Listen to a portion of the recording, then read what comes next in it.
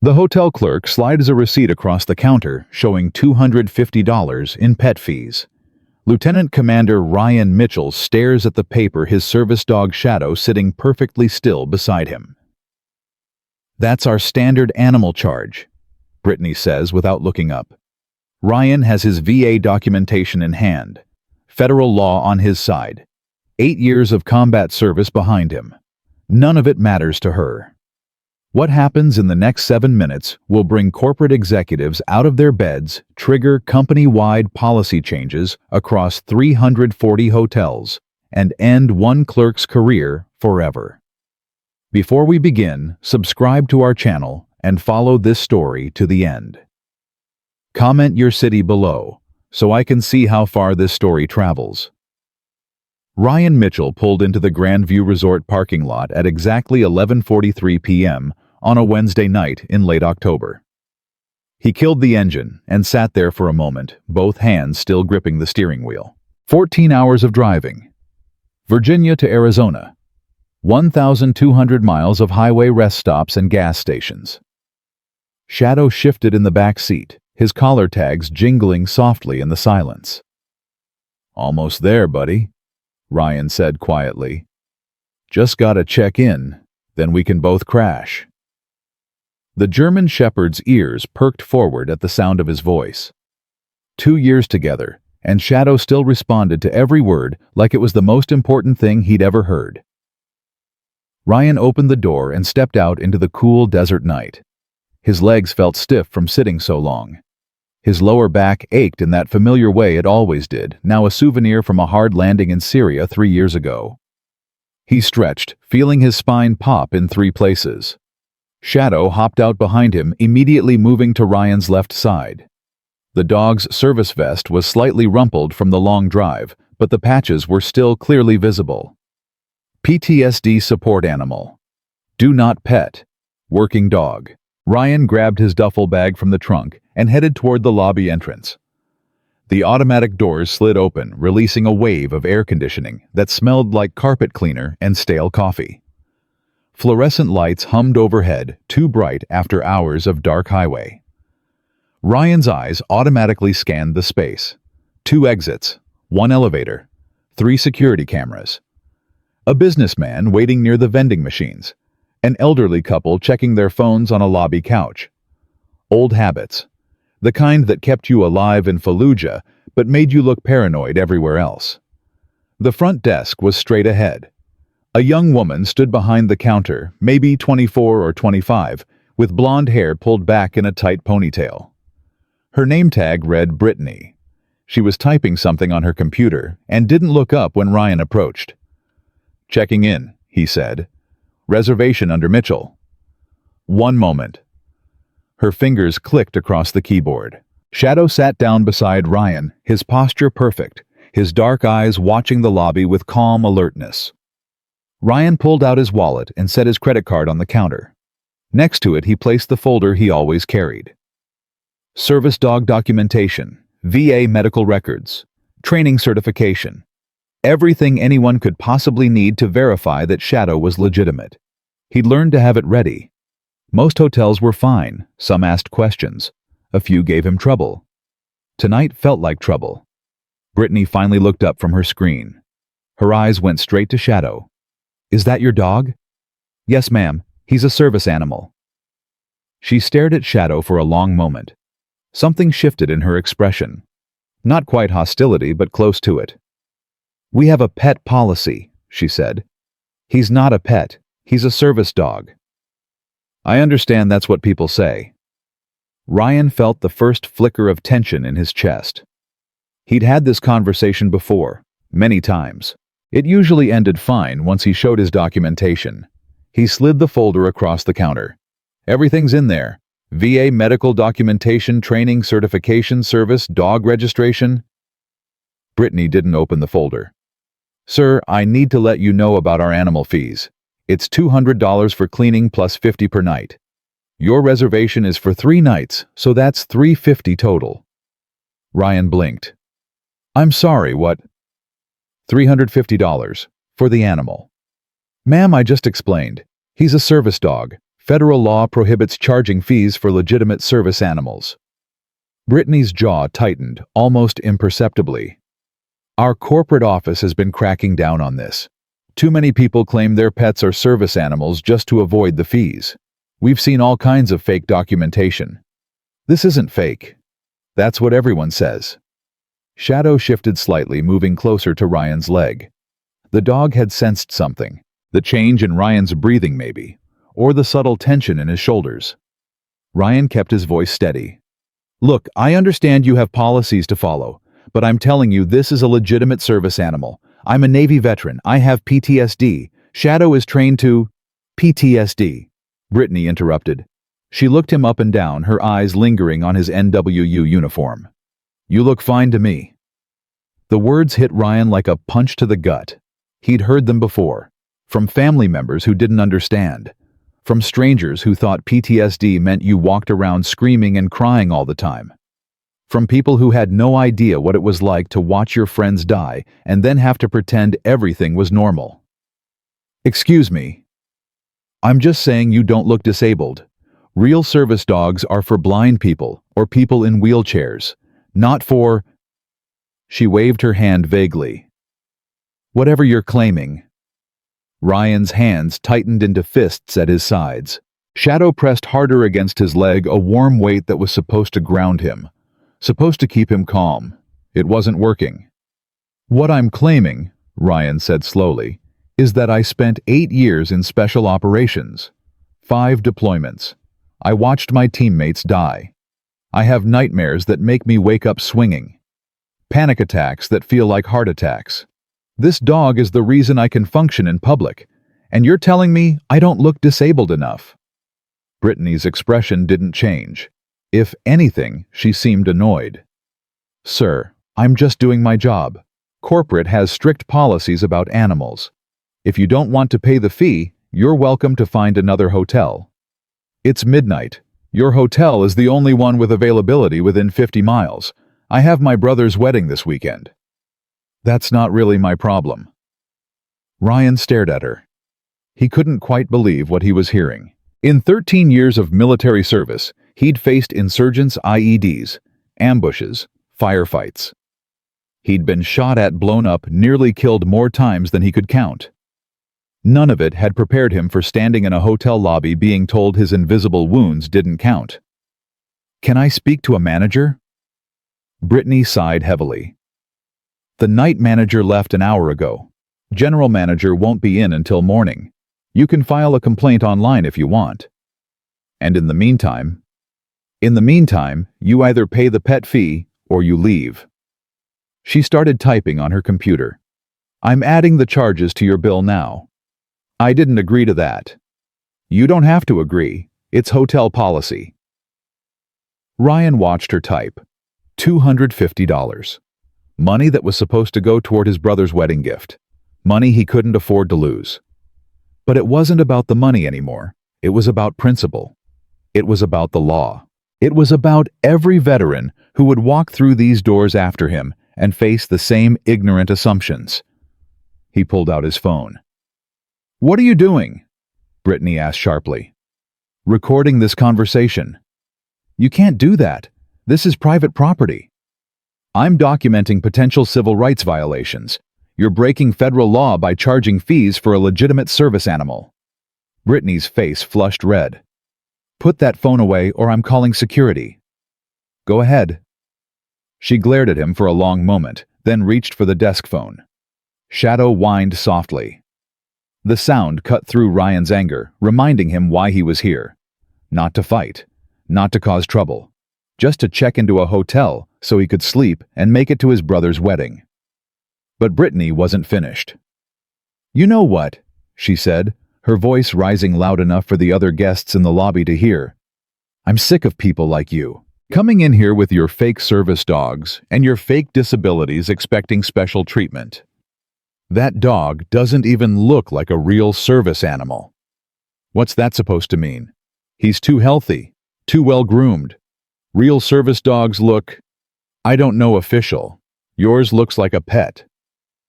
Ryan couldn't help it. He laughed. It wasn't a happy sound.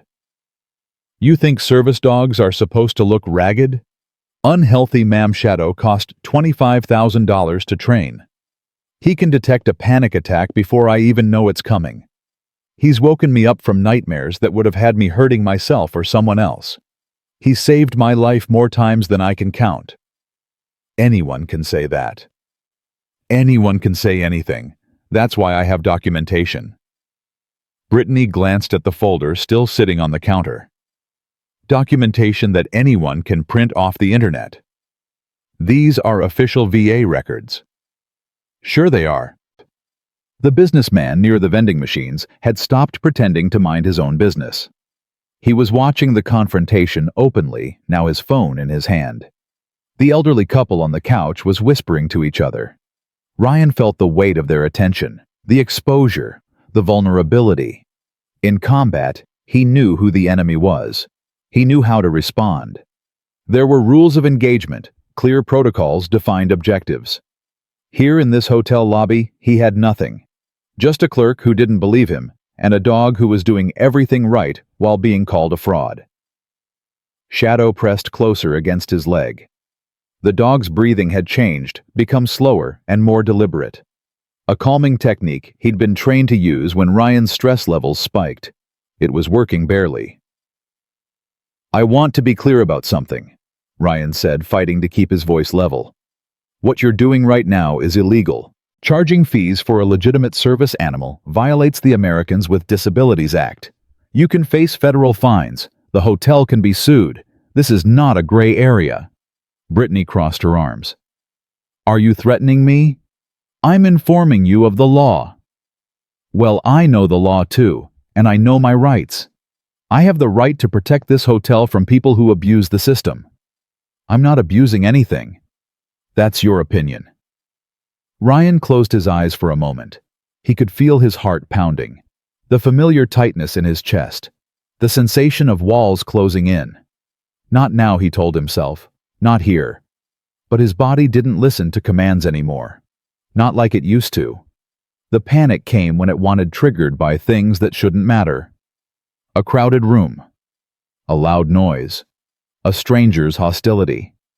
Shadow shifted position, moving to stand directly in front of Ryan. The dog looked up at him with those dark, steady eyes. Breathe. Ground yourself. I'm here. Ryan put his hand on Shadow's head. The fur was soft under his fingers. Warm. Real. He focused on that sensation. The texture. The warmth. The steady rise and fall of Shadow's breathing. Slowly the panic receded. When Ryan opened his eyes, Brittany was watching him with something like contempt. See? She said. This is exactly what I'm talking about. All this drama over a pet fee.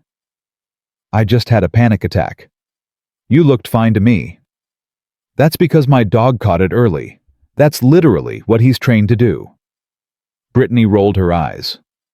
Sure. The businessman had moved closer. He was a heavy-set man in his 50s, wearing a rumpled suit and carrying a laptop bag. His expression was troubled. Excuse me, he said. I couldn't help overhearing. Brittany turned to him with a professional smile that didn't reach her eyes. Can I help you, sir? I think you should look at this gentleman's documentation. Sir, this is between me and the guest. No, I think it concerns all of us.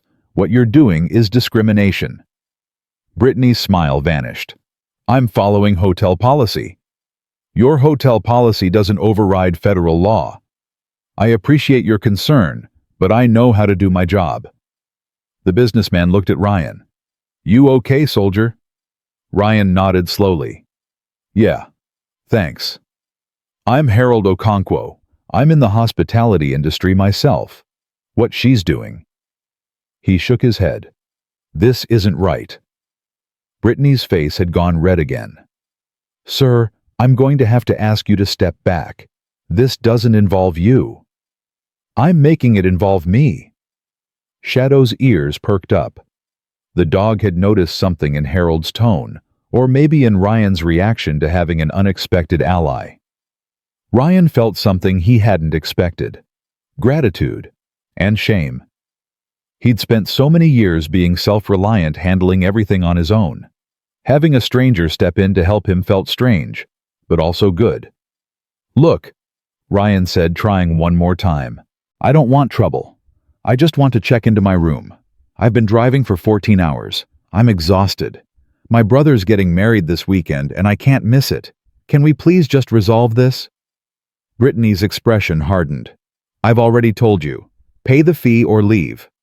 And I've told you the fee is illegal. Then sue us." The words hung in the air. Harold Okonkwo shook his head slowly. "Ma'am, you might want to reconsider that response." "Excuse me. I'm saying you might want to think very carefully about what you're doing right now. Because I promise you, this is not going to end the way you think it will." Brittany laughed. It was an ugly sound. "Are you threatening me too?" "No, ma'am.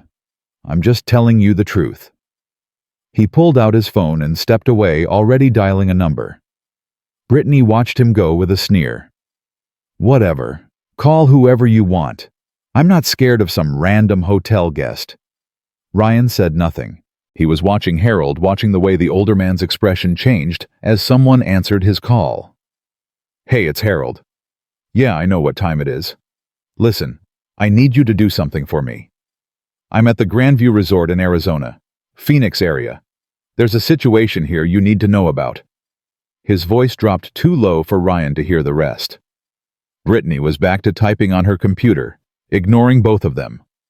Shadow remained pressed against Ryan's leg, a steady presence in the chaos. The elderly couple on the couch had started recording on their phone. They weren't even trying to hide it. Ryan looked down at his dog. At the service vest that clearly identified Shadow as a legitimate working animal. At the documentation folder, still sitting unopened on the counter.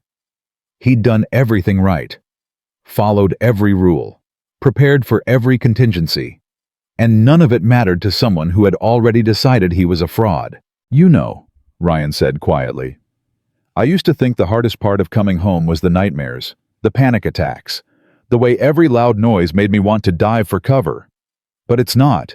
The hardest part is this, having to prove over and over again that my wounds are real just because you can't see them."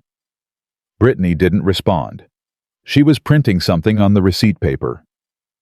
"4 tours in combat zones," Ryan continued. "I've been shot at more times than I can count. Watched friends die in my arms. Carried pieces of them home in body bags. And you're telling me I don't look disabled enough? Sir, I've heard every story in the book. This isn't a story, it's my life." Brittany slid a new receipt across the counter. "Your room is ready. Total comes to $612 with the pet fee. Will that be on the card you provided?" Ryan stared at the paper. $612. Almost double what he'd expected to pay. "I'm not paying that." "Then you're not staying here. I have a reservation." "Reservations can be canceled." "You can't cancel my reservation because I won't pay an illegal fee." Brittany smiled coldly. "Watch me." She started typing again. Ryan's hands were shaking. Not from anger this time, from the effort of staying calm, of not saying something he'd regret, of not giving her any excuse to call security and have him removed. Shadow whined softly. The dog could feel everything Ryan was feeling.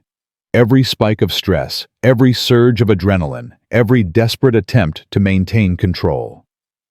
"Ma'am?" Ryan said, his voice barely above a whisper. "I am asking you, please. Look at my documentation. Call your manager. Do whatever you need to do. But please don't make me spend another night driving around looking for somewhere to sleep." For just a moment, something flickered in Brittany's eyes. Something that might have been doubt. Then it was gone. "I already told you. The night manager went home. There's nothing I can do. There's nothing you're willing to do. Call it whatever you want." Harold Okonkwo was walking back toward the desk. His phone was still in his hand, but he wasn't talking anymore. His expression had changed. He looked almost satisfied. "Hey," he said to Ryan, "you might want to stick around for the next few minutes." Brittany glanced at him dismissively. "Sir, I thought I asked you to step back." You did. I ignored you. I can have you removed from the property. You can try. There was something in his voice that made Brittany pause. A confidence that hadn't been there before. Ryan looked at Harold. What's going on? Made a phone call. Friend of mine works in corporate compliance for a major hotel chain. He knows people at Grandview Corporate. Made some calls of his own. Brittany's face went pale. What? Your corporate headquarters is aware of this situation now. Legal department, too. Should be hearing from them any minute. You're bluffing, Harold shrugged. Guess we'll find out. The lobby went quiet. Even the elderly couple had stopped whispering. Ryan could hear the hum of the fluorescent lights, the soft whir of the air conditioning, Shadow's steady breathing beside him. Seconds ticked by, then a minute. Brittany had stopped typing.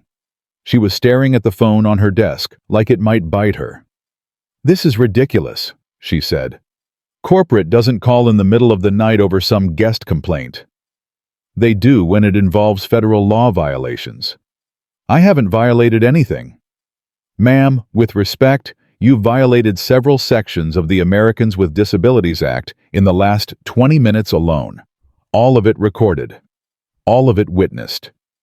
Brittany's confident expression was cracking. For the first time, she looked uncertain. I was just following policy, she said. Policy doesn't override federal law. I'm not a lawyer. How am I supposed to know? The phone rang. The sound was sharp, sudden, cutting through the tension like a knife. Everyone in the lobby turned to look at the front desk. Brittany stared at the phone. It rang again. And again. You might want to answer that, Harold said. Brittany reached for the receiver. Her hand was trembling. Grandview Resort front desk. This is Brittany speaking.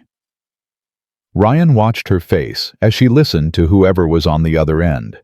First confusion, then disbelief, then fear. Yes, sir, she said. I understand, but I was just... She stopped, listened. Yes, sir. More listening. I understand. Her face had gone white, completely, absolutely white. Yes, sir, right away. Yes. She hung up the phone very slowly. For a long moment, she didn't move, didn't speak. Just stood there, staring at nothing.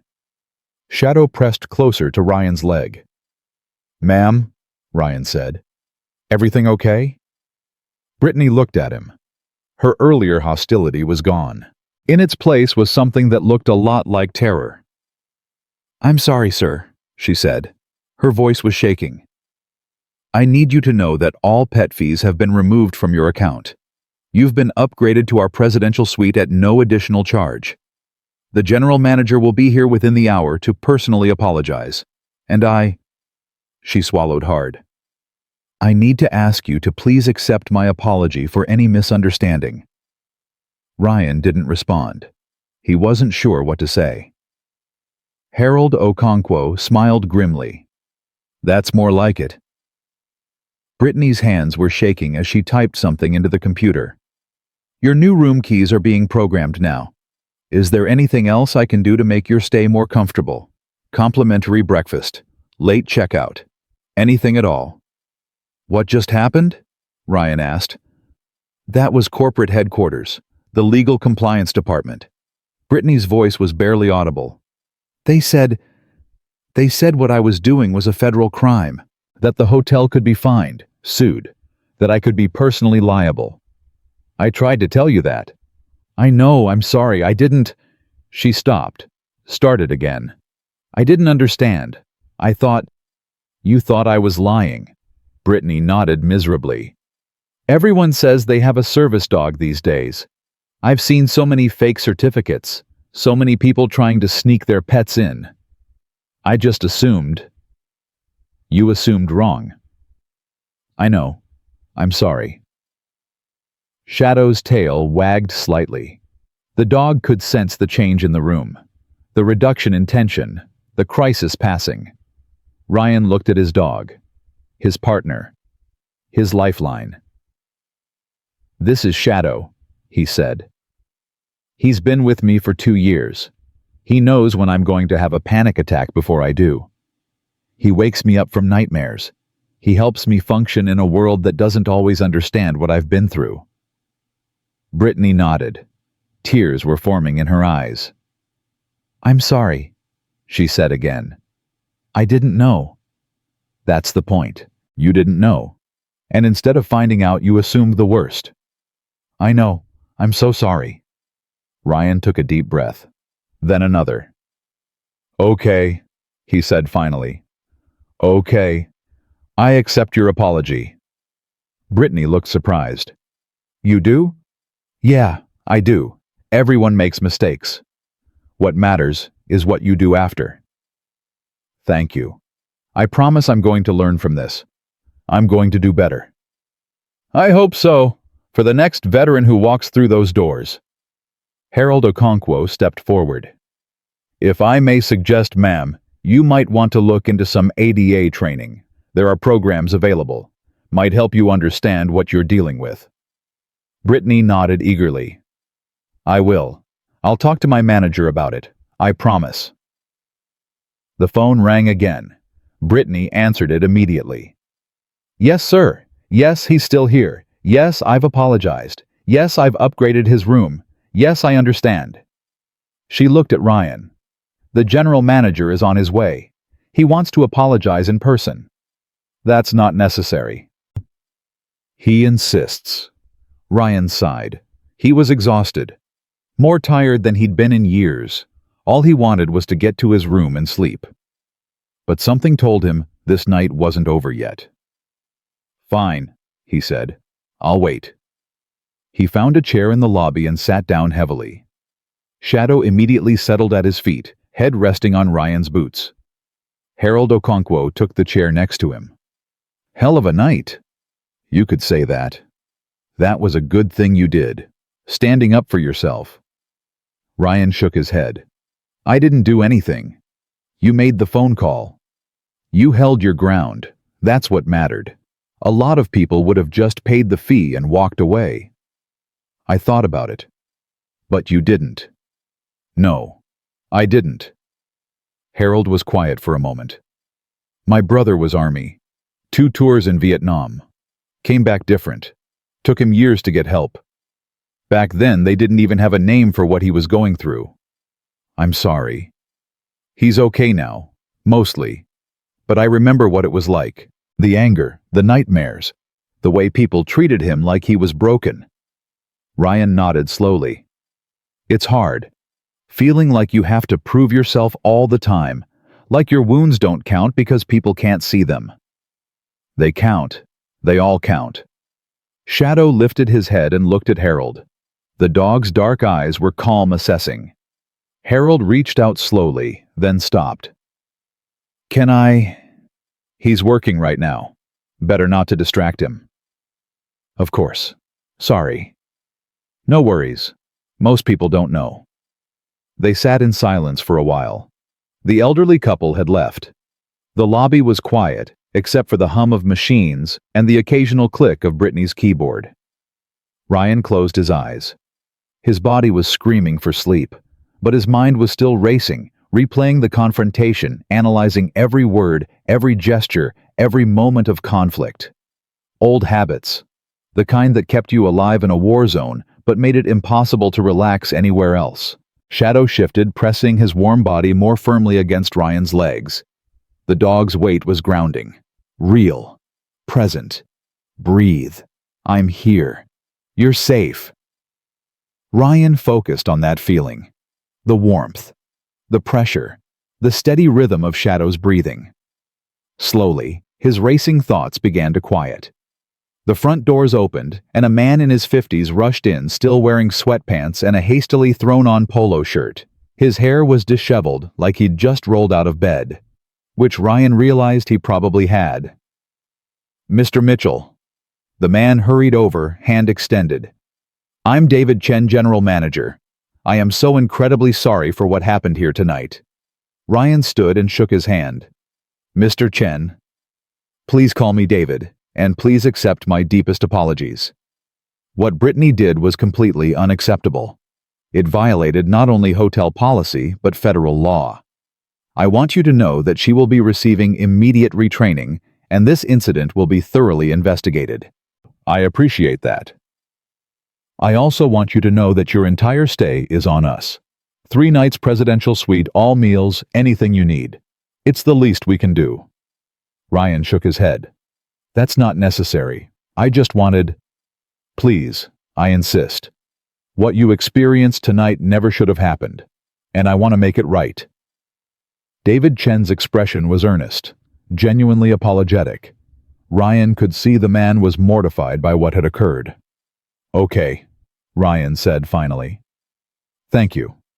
Thank you for your patience, and thank you for your service.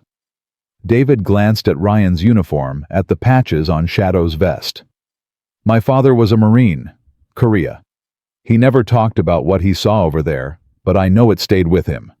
I have nothing but respect for what you've done for this country.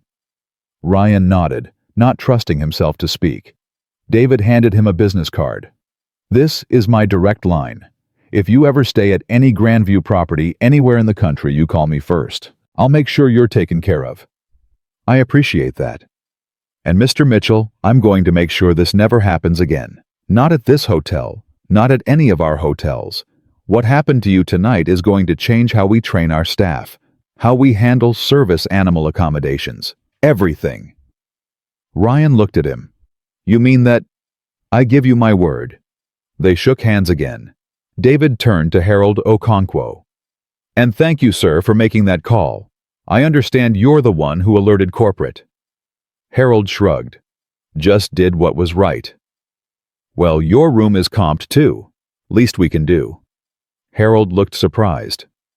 That's not necessary? I insist. Ryan felt Shadow press against his leg one more time.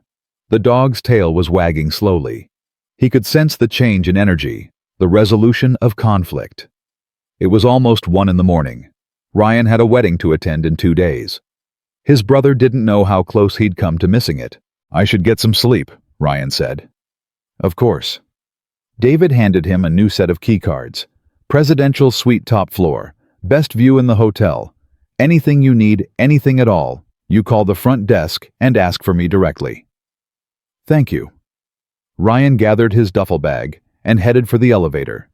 Shadow walked beside him, matching his pace perfectly the way he always did. At the elevator, Ryan paused and looked back at the lobby.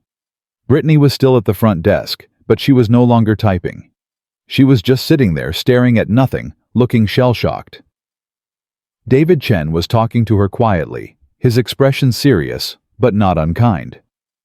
Harold Okonkwo was heading out the front door, giving Ryan a small wave as he left. The lobby that had felt so hostile 30 minutes ago now felt almost peaceful. Ryan pressed the elevator button. Hell of a night, Shadow, he murmured. The dog looked up at him with those calm, steady eyes. Yeah, but we got through it, like we always do.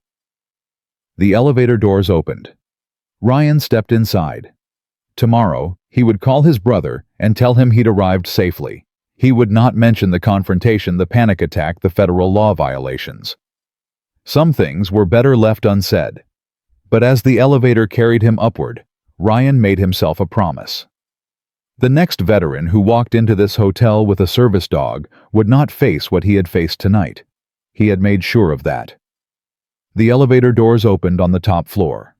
Ryan stepped out into a quiet hallway. Shadow walked beside him, a steady presence in the darkness. And somewhere in Virginia, his brother was sleeping peacefully, unaware of how close everything had come to falling apart. The presidential suite was bigger than Ryan's entire apartment back in Virginia. Shadow did his usual sweep the moment they walked in, sniffing corners, checking behind furniture, investigating the bathroom. Old habits for both of them. The dog wouldn't settle until he was satisfied the space was secure. Ryan dropped his duffel bag on the floor and sat on the edge of the bed. His hands were still shaking. Not from the confrontation anymore, from the aftermath. The adrenaline crash that always came after his system went into overdrive. He looked at his phone. 3 missed calls from his brother Jake. 2 texts. You close yet?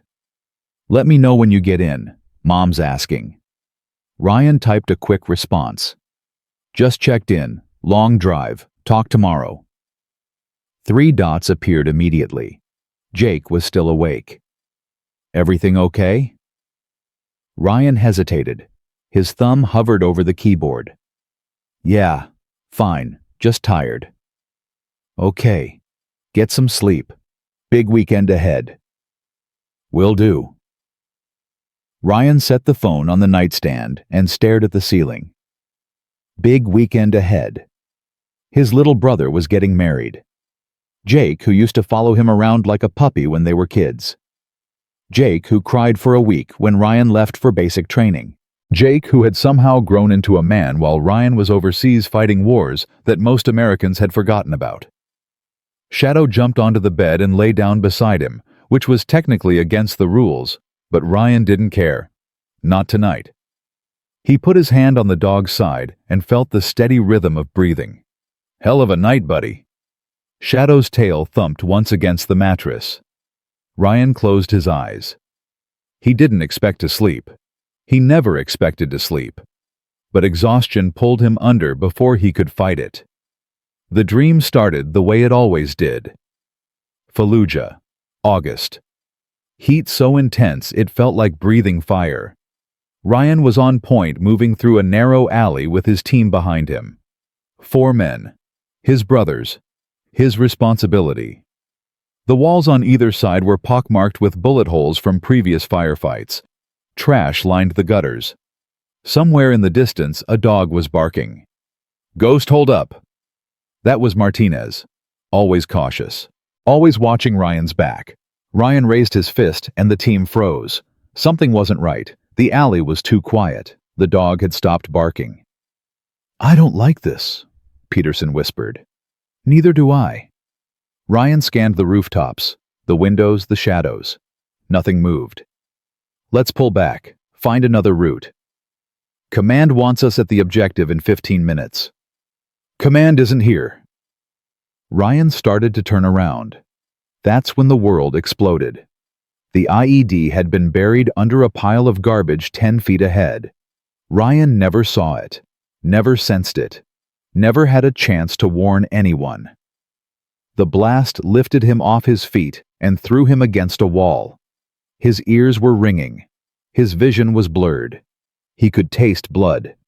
And then he heard the screaming. Martinez was down. Peterson was down. Williams was trying to drag himself toward cover with both legs shattered. Ryan crawled toward them. His own body was broken in ways he couldn't feel yet, the adrenaline masking the damage.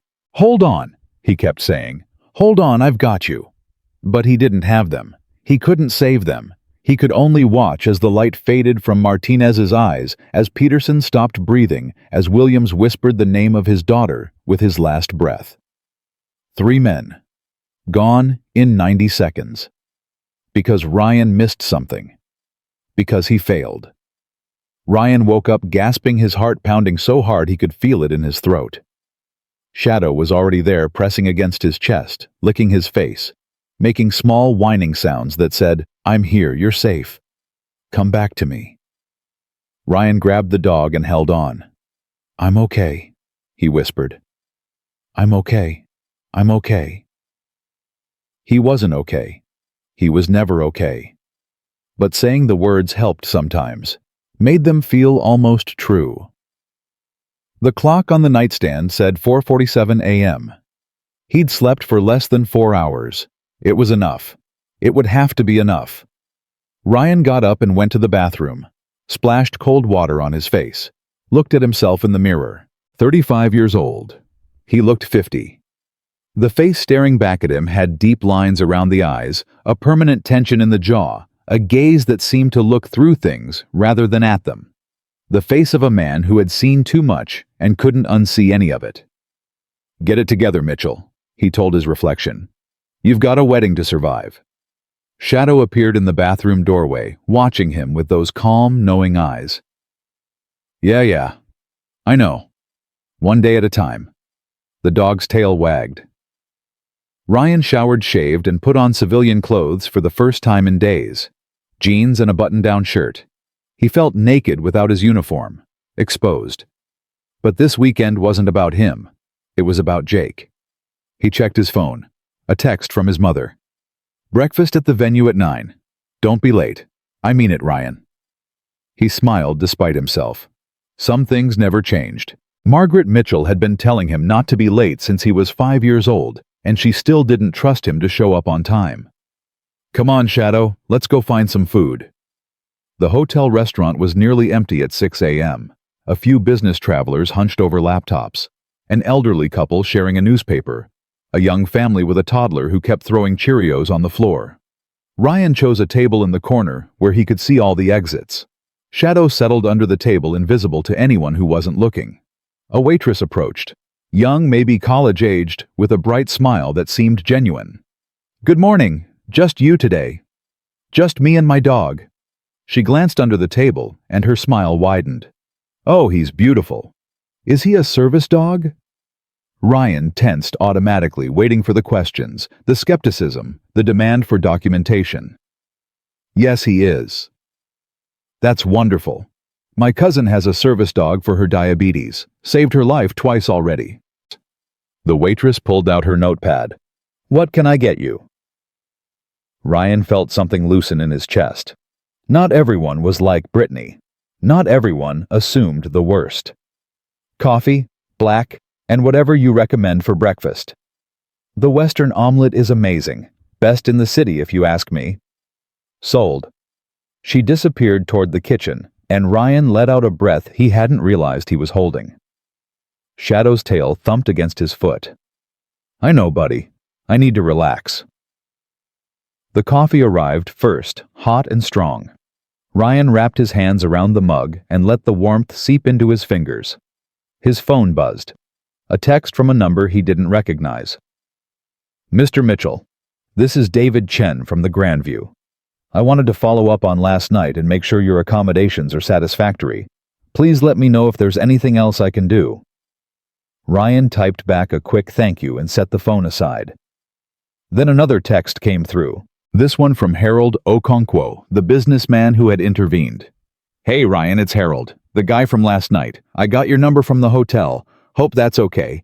Just wanted to check in and make sure you're doing all right." Ryan stared at the message. A stranger checking on him, making sure he was okay. When was the last time anyone outside his immediate family had done that? "Doing fine," he typed back. "Thanks again for your help." "No thanks necessary. I meant what I said. My brother was Army. I know what you guys go through. If you ever need anything, don't hesitate to reach out." Ryan didn't know what to say to that. He settled for a simple thumbs-up emoji and put the phone away. The omelet arrived and the waitress was right. It was amazing. Ryan ate mechanically, not really tasting the food, but forcing himself to finish. He'd learned in the SEALs that you ate when you could, whether you were hungry or not. You never knew when your next meal might come. Old habits. By 8 a.m., he was back in his room, changing into something more appropriate for a wedding venue breakfast. Shadow watched him from the bed, head tilted slightly. "Don't give me that look. I know I'm overthinking this." The dog's tail wagged. "Fine, let's go see the family."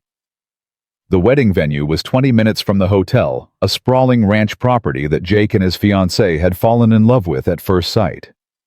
Ryan pulled into the parking lot and sat in his truck for a moment, gathering himself. He hadn't seen his family in 8 months. Not since Christmas, and that visit had been cut short when a panic attack sent him fleeing to his hotel room before dessert was served. His mother had cried. His sister had yelled at him. Jake had tried to understand, but couldn't hide his disappointment. Ryan had driven back to Virginia the next morning and hadn't visited since. Shadow whined softly. "Yeah, I know. Can't hide in the truck forever." He got out, clipped Shadow's leash to his collar, and walked toward the main building. His mother spotted him first. Margaret Mitchell was 62 years old and looked exactly the same as she had when Ryan left for basic training at 18. Same silver-streaked hair, same sharp blue eyes, same expression that could shift from loving to disapproving in a heartbeat. Ryan! She rushed toward him, arms outstretched, and pulled him into a hug that squeezed the air from his lungs. Mom, can't breathe. Good. Maybe it'll knock some sense into you. She pulled back and held his face in her hands, examining him like she was looking for damage. You look tired. Long drive. You should have flown. You know I don't fly anymore? Her expression softened. She did know. She knew everything, even the things he'd never told her. Well, you're here now. That's what matters. She looked down at Shadow. And who's this handsome fellow? This is Shadow, my service dog. I remember, from the pictures. She crouched down and held out her hand for Shadow to sniff. Hello, Shadow. Thank you for taking care of my boy. Shadow's tail wagged enthusiastically. Ryan felt a lump forming in his throat. Mom. Don't. She stood up and brushed invisible lint off his shirt. Don't apologize. Don't explain. Just be here. That's all I ask. I'm here. Good. Now come inside. Your brother's been driving everyone crazy, asking when you'd arrive. The main building was chaos. Caterers were setting up. Florists were arguing about centerpieces. A woman with a clipboard was barking orders at everyone who crossed her path. In the middle of it all stood Jake Mitchell, 28 years old, dark hair like their father, mom's blue eyes, the kind of easy smile that made everyone around him feel comfortable. He looked up and saw Ryan. Hey, you made it!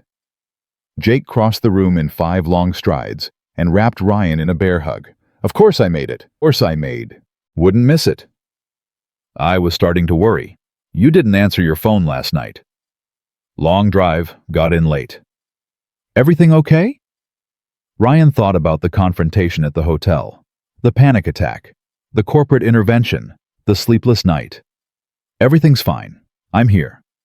Jake pulled back and looked at him with an expression that was too knowing for Ryan's comfort. His little brother had grown up while he was away, learned to read people, learned to see through the masks that Ryan wore so carefully. We'll talk later, Jake said quietly. There's nothing to talk about. There's always something to talk about with you, but not now. Jake's smile returned. Now you need to meet Sarah. She's been dying to finally meet the famous brother I never shut up about. Sarah Chen was not what Ryan expected. He'd seen pictures, of course, pretty dark-haired with a warm smile. But pictures didn't capture the energy that radiated from her, the way she seemed to light up whatever space she occupied. She approached Ryan with her hand extended. Ryan, finally. Jake talks about you constantly. All lies, I'm sure. Mostly good things. Her eyes sparkled with humor. He says you're the reason he learned to fight. Something about defending him from bullies in middle school. Ryan glanced at Jake. You told her about that. I told her everything. No secrets between us. Sarah looked down at Shadow. And this must be Shadow. Jake told me about him too. He's beautiful. Thanks. He's been a good partner. I bet. Sarah's expression shifted to something more serious. Jake told me what he does for you. I think it's wonderful that you have that support. Ryan didn't know what to say. People usually didn't acknowledge Shadow's role so directly. They danced around it, pretended not to notice, changed the subject. Thank you, he managed. No need to thank me. I'm just glad you're here. It means everything to Jake. She squeezed his arm and moved away to deal with some crisis involving table linens. Jake was watching him. What? Ryan asked. Nothing. Just glad you're here. You keep saying that. Because I keep meaning it. The morning passed in a blur of introductions, preparations, and family chaos. Ryan met Sarah's parents, her sister, her grandmother, who insisted on pinching his cheeks and telling him he was too skinny. He met Jake's groomsmen, 3 guys from college who seemed intimidated by Ryan's military background and overcompensated by being aggressively friendly. Shadow stayed close throughout, a steady presence at Ryan's side. The dog was working hard, Ryan could tell. Reading the room, monitoring stress levels, positioning himself to provide maximum support. By noon, Ryan was exhausted. He found a quiet corner and sat down, Shadow immediately settling at his feet. His mother found him there. Hiding. Resting. Same thing with you. She sat down beside him. You're doing good, Ryan. I know this is hard. It's fine. It's not fine. It's never fine. But you're doing it anyway, and that's what matters. Ryan looked at his mother, at the worry lines around her eyes, at the gray in her hair that hadn't been there before he deployed. I'm sorry, he said. For what? For Christmas, for leaving early, for not being there. Ryan. I know you said don't apologize, but I need to. I've been so wrapped up in my own stuff that I forgot other people have stuff too. Jake's getting married. You're watching your baby grow up. I should be here for that. I should be better. His mother was quiet for a long moment. Do you know what I remember most about the day you left for basic training? Ryan shook his head. You were 18 years old, barely. You'd just graduated high school 2 months earlier. Your father had died the year before, and we were still trying to figure out how to pay the bills. And there you were, heading off to become a soldier so you could send money home to help. Someone had to. No, someone didn't have to. You chose to. You chose to carry a burden that wasn't yours to carry. You've been doing it ever since. That's my job. No, baby. That's your trauma. She took his hand. You think you have to save everyone, protect everyone, be strong for everyone, but you don't. You're allowed to need help too. Ryan felt his eyes burning. I don't know how to do that. I know. That's why you have Shadow. That's why you have us. You don't have to figure it out alone. Shadow lifted his head and looked at Ryan with those calm, knowing eyes. His mother squeezed his hand. Now come on. Your brother wants to do a toast at lunch, and he specifically asked for you to be there. The lunch toast was simple. Jake stood up, raised his glass, and looked around the table at his family, his friends, his fiancée. I want to thank everyone for being here. This weekend means everything to Sarah and me, but I especially want to thank my brother Ryan. Ryan felt every eye in the room turn toward him. Ryan couldn't make it to a lot of family events over the years. He was busy keeping our country safe, missing birthdays, holidays, all the stuff most people take for granted. He sacrificed more than any of us will ever know. Jake's voice wavered slightly. But he's here now. He drove 14 hours to be here, and that means more to me than I can ever say. Ryan stared at his plate. So this toast is for Ryan, for showing up, for always showing up even when it's hard. I love you, brother. Everyone raised their glasses. Ryan raised his too, though his hand was shaking. To Ryan, Jake said. To Ryan. The room echoed. Under the table, Shadow pressed against Ryan's leg. The afternoon brought more chaos, more preparations, more moments that tested Ryan's limits. By 6 p.m., he was done. I need to head back to the hotel, he told Jake. Get some rest before tomorrow. You sure we were going to do dinner? I'm sure. Save my spot at the rehearsal dinner. Ryan? I'm fine, just tired. Jake looked at him for a long moment, then nodded. Okay, get some rest. Big day tomorrow. Yeah, big day. The drive back to the hotel was quiet. Shadow sat in the passenger seat watching the desert scenery pass by. Ryan's mind was racing. The toast, his mother's words, the weight of expectations, the fear of letting everyone down. He pulled into the hotel parking lot and sat there for a moment. His phone buzzed. A text from an unknown number. Mr. Mitchell, this is Brittany from the Grandview front desk. I know I don't have the right to contact you, but I wanted to apologize properly. What I did last night was wrong. I'm so sorry. Ryan stared at the message. He thought about deleting it, about ignoring it, about letting the whole incident fade into memory. Instead, he typed back. Apology accepted.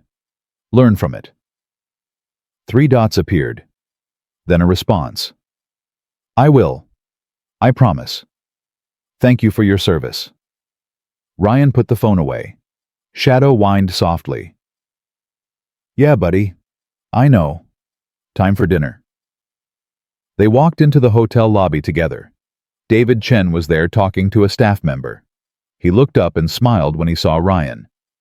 "Mr. Mitchell, how was your day?" "It was good, thank you." "Excellent. I wanted to let you know that I've already begun implementing new training protocols for our staff. What happened to you will never happen again at this hotel." "I appreciate that. It's the least we can do." David paused. "I also wanted to tell you something. After you left last night, Brittany broke down crying. She said she'd never felt so ashamed in her life. She asked if she could write you a letter of apology." "She already texted me." "She did?" "Yeah, I told her apology accepted." David looked surprised.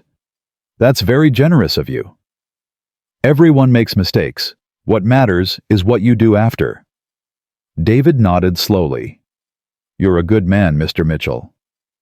"Just trying to be better." Ryan headed for the elevator. Behind him, Shadow walked steadily at his side. Tomorrow would bring more challenges. The wedding, the crowds, the emotions. But tonight, Ryan had something he hadn't had in a long time. Hope. Hope that maybe, just maybe, things were starting to change. The elevator doors opened. Ryan stepped inside. Shadow followed. And somewhere in the lobby, David Chen picked up the phone to begin the process that would eventually transform how the entire Grandview hotel chain treated veterans and their service animals. But Ryan didn't know that yet. All he knew was that he was tired, his dog was hungry, and tomorrow his little brother was getting married. One step at a time. That was all anyone could do. Ryan woke at 5 a.m. to the sound of Shadow whimpering.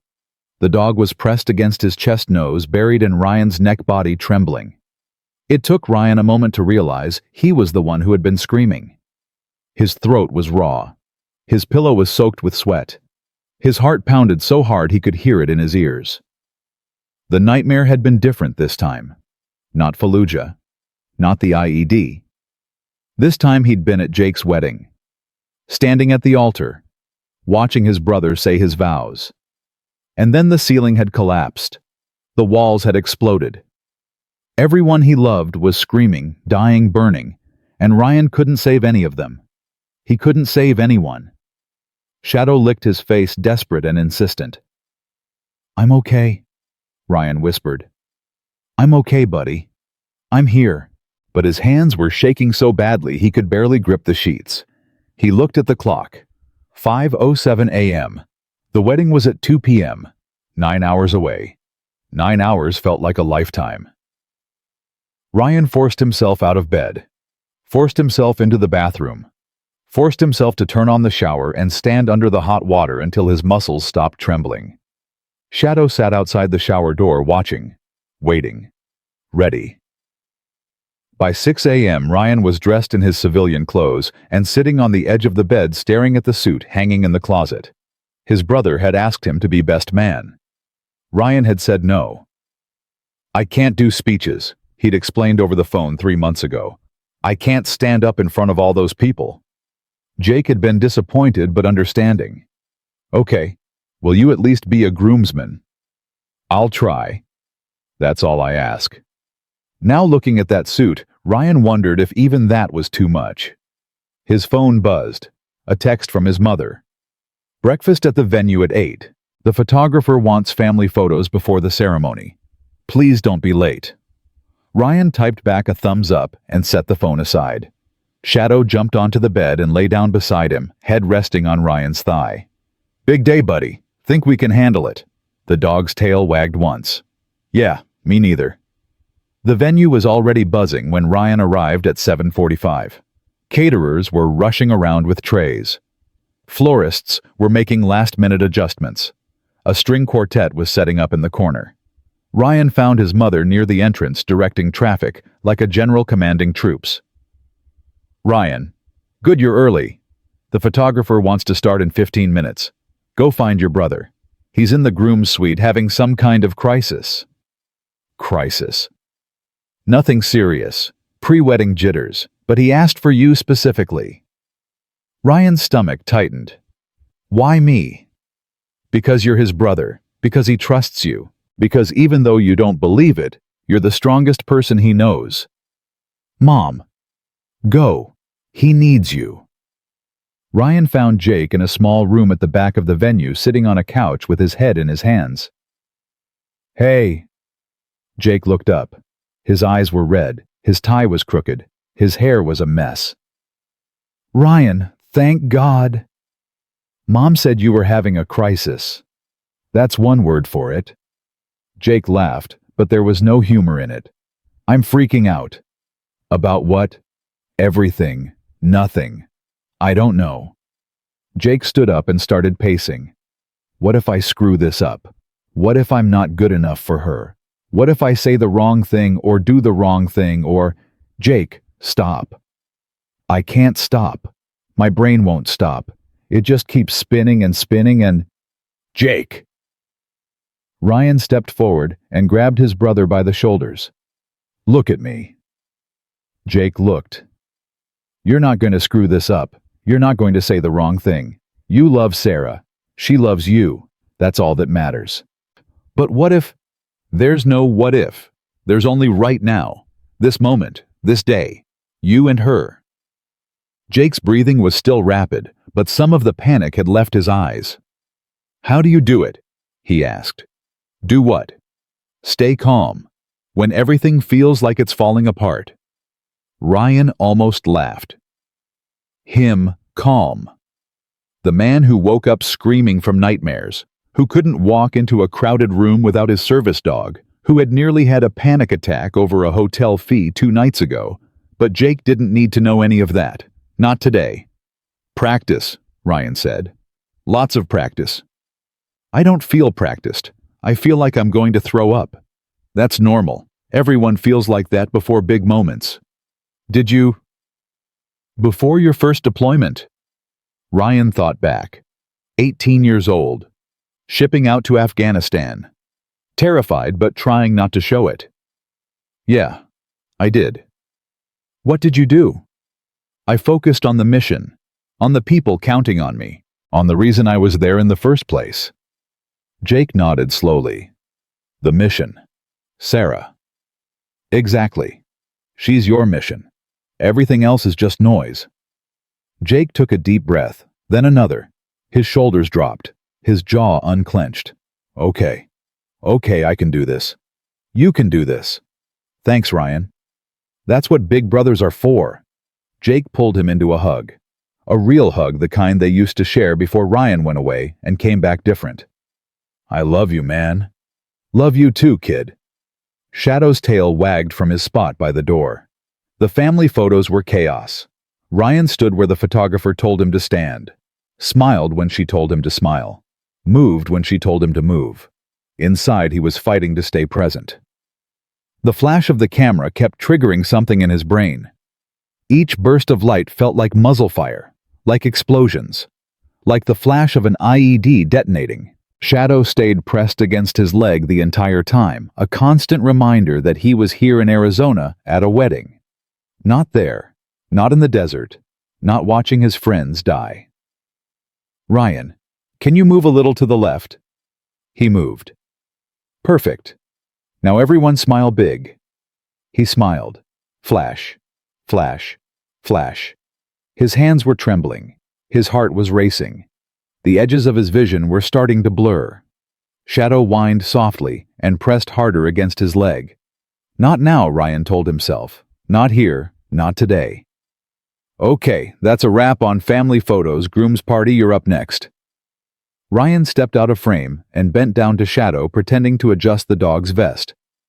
Good boy, he whispered. Good boy. Keep me grounded. Shadow licked his hand. By the time the groom's party photos were done, Ryan was running on empty. He found a quiet corner behind the venue and leaned against the wall, trying to catch his breath. Shadow sat beside him watching. I don't know if I can do this, buddy. The dog tilted his head.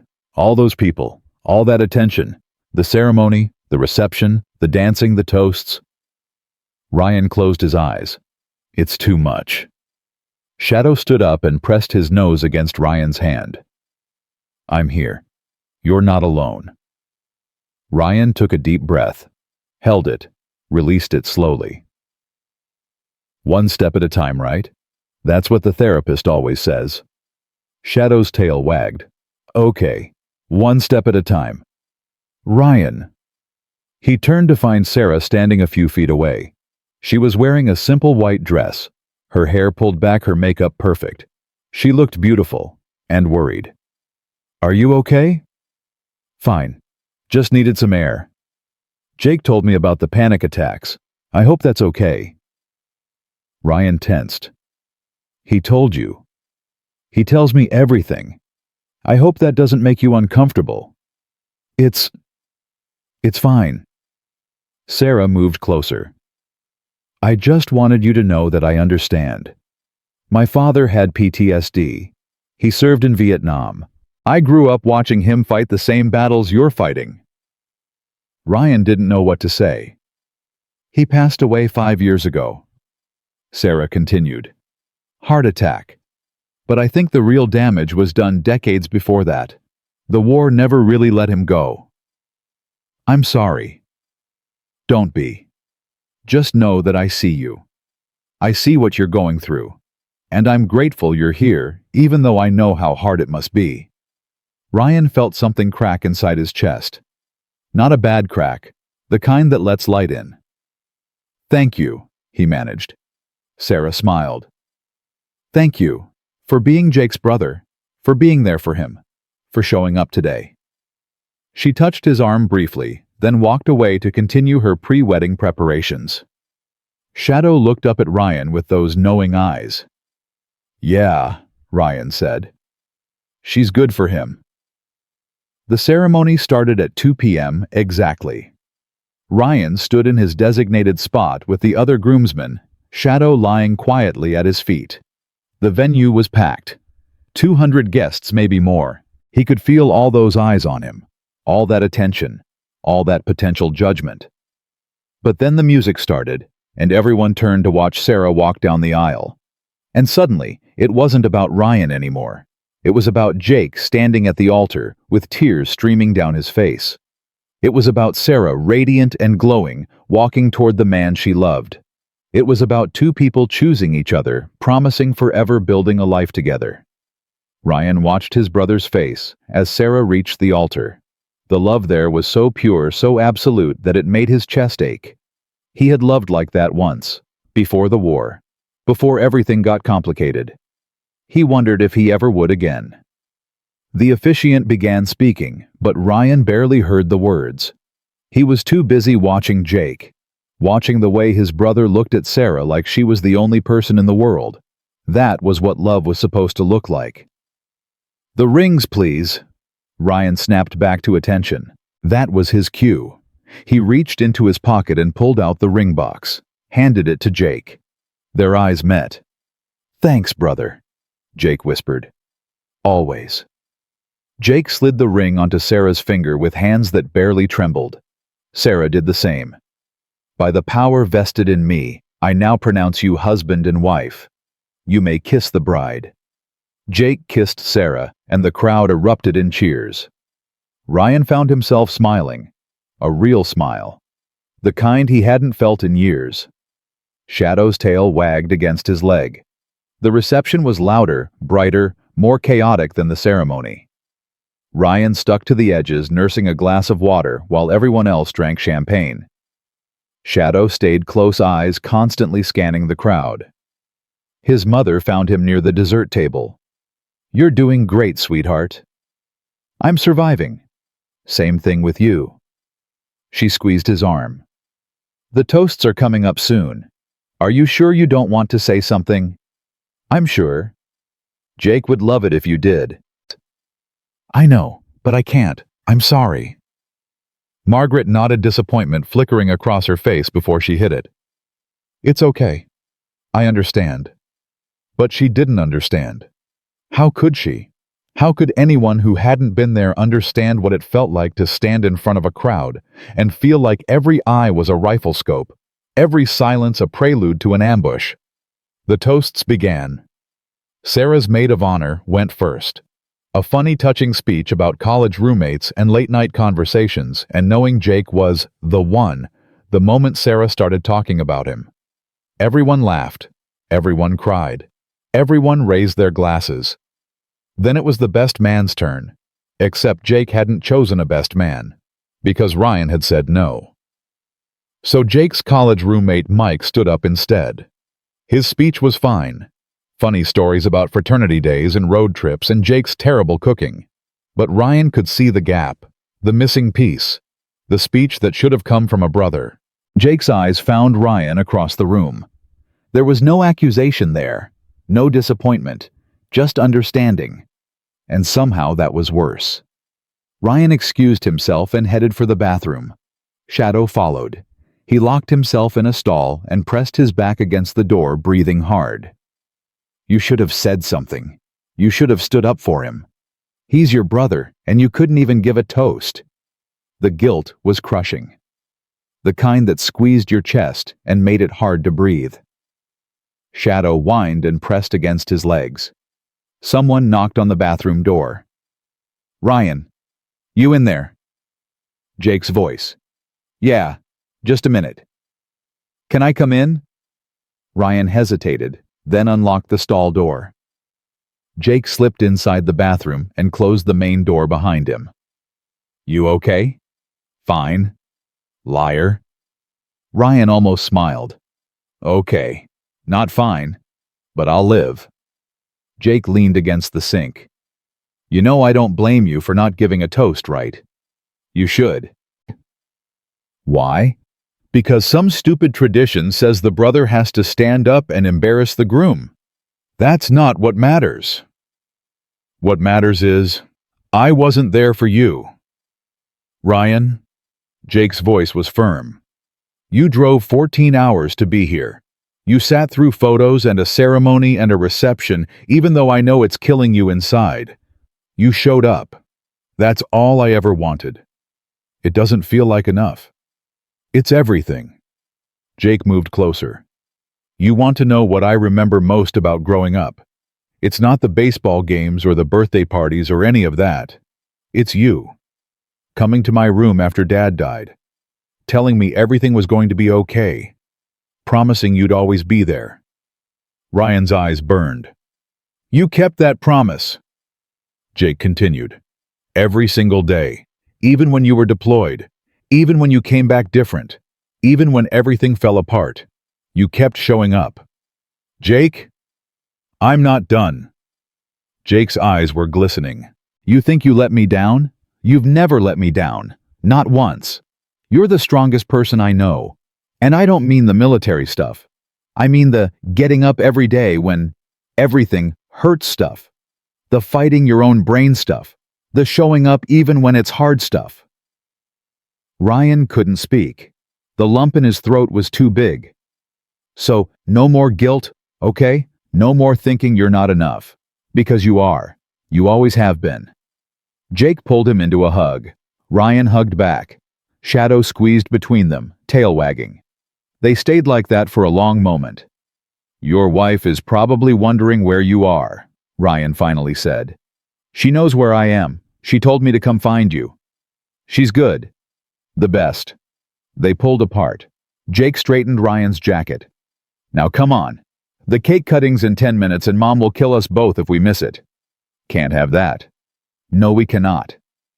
They walked back into the reception together. Sarah spotted them immediately and smiled. His mother looked relieved. And for the first time all day, Ryan felt like maybe, just maybe, he was exactly where he was supposed to be. The cake cutting happened without incident. So did the first dance, and the father-daughter dance, and the mother-son dance. Ryan watched it all from his spot near the edge of the room, Shadow at his feet. When the DJ opened the floor for general dancing, his mother appeared at his side. Dance with me. Mom, I don't... It wasn't a question. She grabbed his hand and pulled him onto the dance floor. The song was something slow, something he didn't recognize. His mother put his hand on her waist and her hand on his shoulder, just like she'd taught him when he was 12 and terrified of the school dance. You're doing good, she said. You keep saying that. Because it keeps being true. They swayed together, not really dancing, just moving. I'm proud of you, Ryan. For what? For being here. For trying. For not giving up. Mom, I know you think you're broken. I know you think the war took something from you that can't be given back. But you're wrong. You're still in there. The boy who used to catch fireflies in the backyard. The teenager who worked 2 jobs to help pay the bills. The man who sacrificed everything for his country and got nothing but nightmares in return. Ryan's vision blurred. You're still in there, his mother repeated. And one day you're going to find your way back to yourself. I believe that. I have to believe that. The song ended. Margaret squeezed his hand. Now go get some cake before your brother eats it all. Ryan laughed. A real laugh. Yes, ma'am. The reception wound down around 10 p.m. Ryan helped carry gifts to Jake's car, hugged his mother goodbye, shook hands with relatives he barely remembered. Jake found him in the parking lot as the last guests were leaving. Hey, heading out. Yeah, long drive back tomorrow. You could stay longer. Take some time off. I wish I could, but I've got work Monday. Jake nodded. I get it. Just don't be a stranger. Okay, call more, visit more, let us be there for you. I'll try. That's all I ask. They hugged one more time. Congratulations, little brother. Thanks for coming, big brother. Ryan got in his truck. Shadow jumped into the passenger seat. He started the engine and pulled out of the parking lot. In his rearview mirror, he could see Jake standing there, arm around Sarah, watching him go. Ryan drove back to the hotel in silence. His mind was quiet for once. No racing thoughts, no flashbacks, no panic, just peace. Temporary, maybe, but real. He pulled into the hotel parking lot and sat there for a moment. Shadow whined softly. I know, buddy. Time for bed. They walked into the lobby together. The night clerk looked up. A young man this time, not Brittany. Mr. Mitchell, how was the wedding? It was good. Really good. Glad to hear it. Mr. Chen left something for you at the desk. Hold on. The clerk disappeared into the back office and returned with an envelope. Ryan opened it. Inside was a handwritten note. Mr. Mitchell, I wanted to thank you again for your patience during your first night here. Because of your willingness to speak up, we've begun implementing changes that will benefit veterans across our entire hotel chain. You didn't just stand up for yourself. You stood up for everyone who comes after you. With gratitude, David Chen. Ryan stared at the note. Shadow pressed against his leg. You hear that, buddy? We made a difference. The dog's tail wagged. Ryan tucked the note into his pocket and headed for the elevator. Tomorrow, he would drive back to Virginia, back to his apartment, back to his routine. But tonight, for the first time in a long time, he felt something other than dread. He felt hope. The elevator doors opened. Ryan stepped inside. And somewhere in the hotel, a training program was being designed that would teach every employee how to recognize and respect service animals. Because one veteran refused to accept discrimination. Because one dog never stopped doing his job. Because sometimes standing up for yourself was the same as standing up for everyone. 6 months later, Ryan was sitting in his VA therapist's office when his phone buzzed. He glanced at the screen. A text from an unknown number. Ignore it, Dr. Patterson said. We're in the middle of something. Sorry. Ryan silenced the phone and set it face down on his knee. Shadow shifted at his feet, adjusting position, so his head rested on Ryan's boot. You were telling me about the nightmares, Dr. Patterson continued. You said they've been different lately. Yeah, less frequent, less intense. What do you think changed? Ryan considered the question. He'd been asking himself the same thing for weeks. I don't know. Maybe the wedding. Maybe seeing Jake happy. Maybe just time. Or maybe you're finally starting to believe you deserve to heal. Ryan didn't respond. That was still a hard concept to accept. His phone buzzed again, then again, then again. Dr. Patterson raised an eyebrow. Someone really wants to reach you. Sorry, let me just check. Ryan picked up the phone. 4 texts from the same unknown number. Mr. Mitchell, this is David Chen from the Grandview Resort. I apologize for contacting you out of the blue.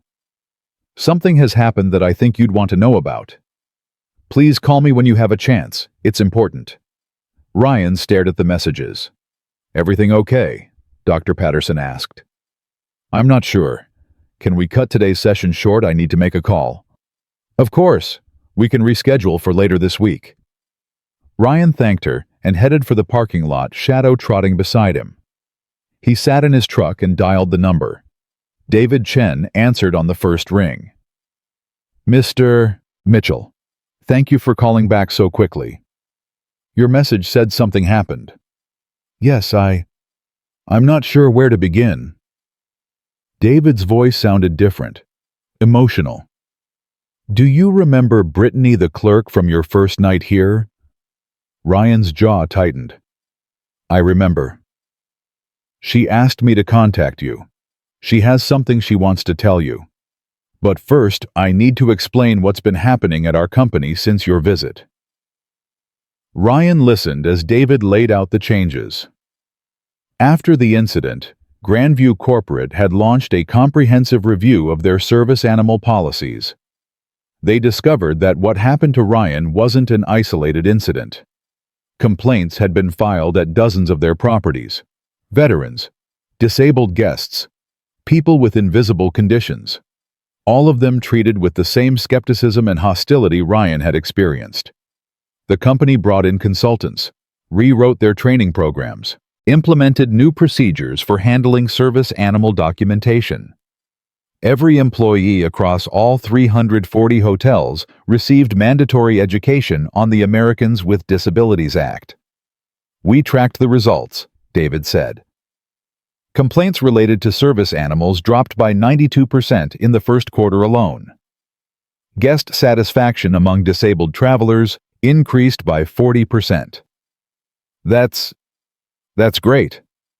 It is, but that's not why I called. David paused. Brittany has been one of our most vocal advocates for these changes. She's traveled to 12 different properties to help train staff. She's become something of an expert on service animal accommodations.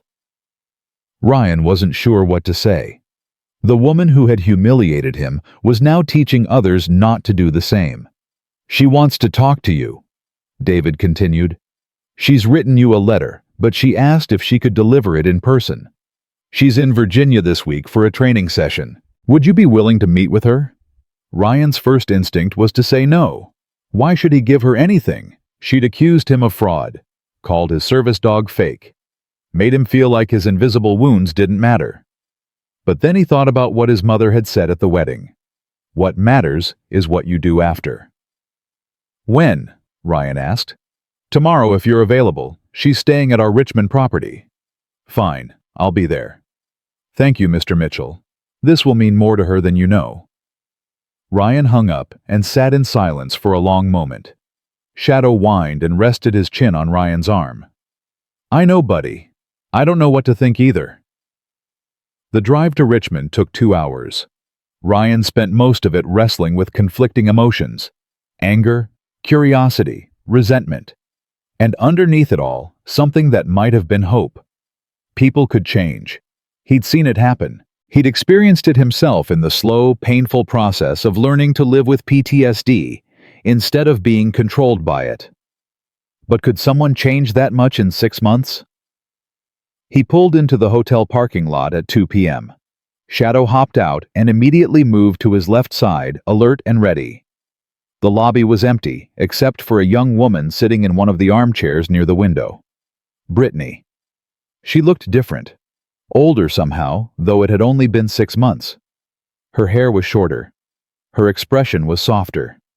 The defensive arrogance Ryan remembered was gone, replaced by something that looked like genuine nervousness. She stood up when she saw him. Mr. Mitchell? Brittany. They stood there for an awkward moment, neither sure what to say. Shadow watched with calm interest. "Thank you for coming," Brittany finally said. "I wasn't sure you would. I almost didn't. I wouldn't have blamed you." She gestured toward a quiet corner with 2 chairs. "Can we sit? I have a lot to tell you." They sat. Shadow settled at Ryan's feet. Brittany pulled an envelope from her purse but didn't open it. "I've been trying to figure out what to say to you for 6 months," she began. "I've written this letter probably 20 times, but nothing ever felt like enough. Why did you ask to meet in person?" "Because I owed you that.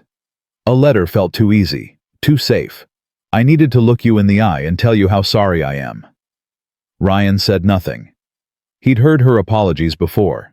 That night at the hotel. In the text message afterward. Words were easy. Brittany seemed to sense his skepticism. "I know you don't have any reason to believe me. After what I did, after how I treated you, why would you? But I need you to understand something." She took a deep breath. "That night changed my life." "How?" "When corporate called, when I realized what I'd done, I felt like the worst person in the world. I went home and cried for 3 hours. I couldn't eat, couldn't sleep. Kept replaying the conversation over and over, hearing myself say those horrible things to you." Her voice cracked. "I almost quit. I thought if I'm capable of treating someone like that, I don't deserve to work with people. But Mr. Chen convinced me to stay. He said I had a choice. I could run from what I did, or I could learn from it." "So you chose to learn." "I chose to try." Brittany wiped her eyes. "I started reading about PTSD, about invisible disabilities, about what veterans go through when they come home. And the more I read, the more ashamed I felt." She opened the envelope and pulled out a photograph. "This is my grandfather, Staff Sergeant William Cooper. He served in Vietnam." Ryan looked at the photo. An older man in military dress medals on his chest, eyes that had seen too much. "He died when I was 12, Brittany continued. "I barely knew him. He was always distant, always angry. My mom said he was never the same after the war. I'm sorry. I didn't understand back then. I thought he was just mean, cold. But now I know. He was struggling with the same things you struggle with, and no one helped him. No one even tried." She set the photo on the table between them. "When I accused you of faking your disability, I was doing to you what everyone did to my grandfather, dismissing his pain because I couldn't see it. I'm so sorry, Mr. Mitchell. Not just for what I said, but for what I represented. All the people who don't understand, who judge, who make things harder for veterans who've already sacrificed everything." Ryan stared at the photograph. At the face of a man who had probably felt exactly the way Ryan felt. Invisible, misunderstood, alone. "What happened to him?" Ryan asked. "Your grandfather." Brittany's face crumpled. "He shot himself. 2 days before Christmas 1998. I was 8. The words hit Ryan like a physical blow. He thought about his own dark moments. The times when the pain felt unbearable. The nights when he'd wondered if everyone would be better off without him. Shadow pressed against his leg, sensing the shift in his emotions. "I'm sorry," Ryan said. "I didn't know." "How could you? I never talk about it. My family never talked about it. It was this shameful secret we all pretended didn't exist." Brittany's voice hardened with determination. "But that's exactly the problem, isn't it? We don't talk about it. We don't acknowledge it. And then we're surprised when veterans slip through the cracks." She reached into the envelope again and pulled out a stack of papers. "This is what I've been doing for the last 6 months. Training materials I helped develop. Testimonials from veterans I've met during the sessions. Data on how our new policies are helping people." Ryan flipped through the pages. Statistics, quotes, success stories. "One of the veterans I met last month was a Marine named Torres," Brittany said. "He has a service dog for PTSD like you. He told me that before our policy changes, he'd been turned away from 3 different hotels in one night. 3. He ended up sleeping in his car because no one would accommodate his dog. That happens more than people think. I know that now. I didn't know it then. Brittany leaned forward. Mr. Mitchell, what I did to you that night was wrong. It was illegal, it was cruel, and it was based on complete ignorance. But something good came from it. Because you stood up for yourself, because you refused to just pay the fee and move on, hundreds of other veterans will never have to go through what you went through. Ryan didn't know what to say. He'd spent 6 months trying to put that night behind him. Trying not to think about Brittany, or the hotel, or any of it. He'd assumed his actions had been forgotten as quickly as they'd happened. He'd been wrong. There's something else, Brittany said. She pulled out one more piece of paper. This came in the mail last week. It was a letter from the Department of Veterans Affairs, a commendation recognizing Grandview Resort's new training program as a model for other hospitality companies to follow. They want to use our materials as a template for a nationwide initiative, Brittany explained. Hotels, restaurants, airports. Any business that interacts with the public. They're citing your case as the catalyst for all of it. Ryan read the letter twice. His name wasn't mentioned. His incident wasn't specifically referenced. But the timeline was clear. The changes all traced back to that night in October. To a clerk who didn't understand, and a veteran who refused to be silenced. I don't know what to say, Ryan admitted. You don't have to say anything. I just wanted you to know that what you did mattered. That your courage made a difference. Brittany stood up. I won't take any more of your time, but thank you for meeting with me, and thank you for not giving up that night. You could have walked away. You could have accepted the injustice. But you didn't. Ryan stood too. Shadow rose beside him. Brittany. She turned. What you're doing now, the training, the advocacy, it matters too. You made a mistake. But you're trying to fix it. That takes courage.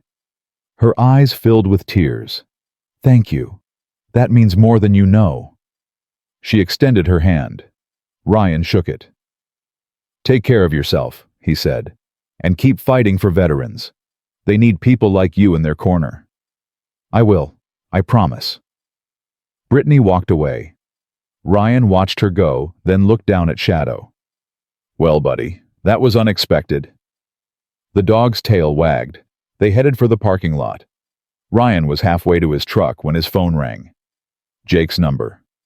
Hey, little brother. Ryan, perfect timing. Sarah and I have news. Ryan's heart skipped. What kind of news? The good kind, the best kind. Jake's voice was bursting with excitement. We're having a baby. Ryan stopped walking. A baby? A baby. Sarah's 3 months pregnant. We wanted to wait until we were sure everything was okay before telling anyone. You're the first person we called. Ryan felt something crack open inside his chest. Joy. Pure, unexpected joy. Jake, that's amazing. Congratulations. Thanks, man. We're over the moon. Jake paused. There's something else. We talked about it and we both agreed. We want you to be the godfather. Ryan couldn't speak. Ryan? You there? Yeah, I'm here. He wiped his eyes. I'd be honored. Really? You're not going to argue or say you're not qualified or any of that stuff?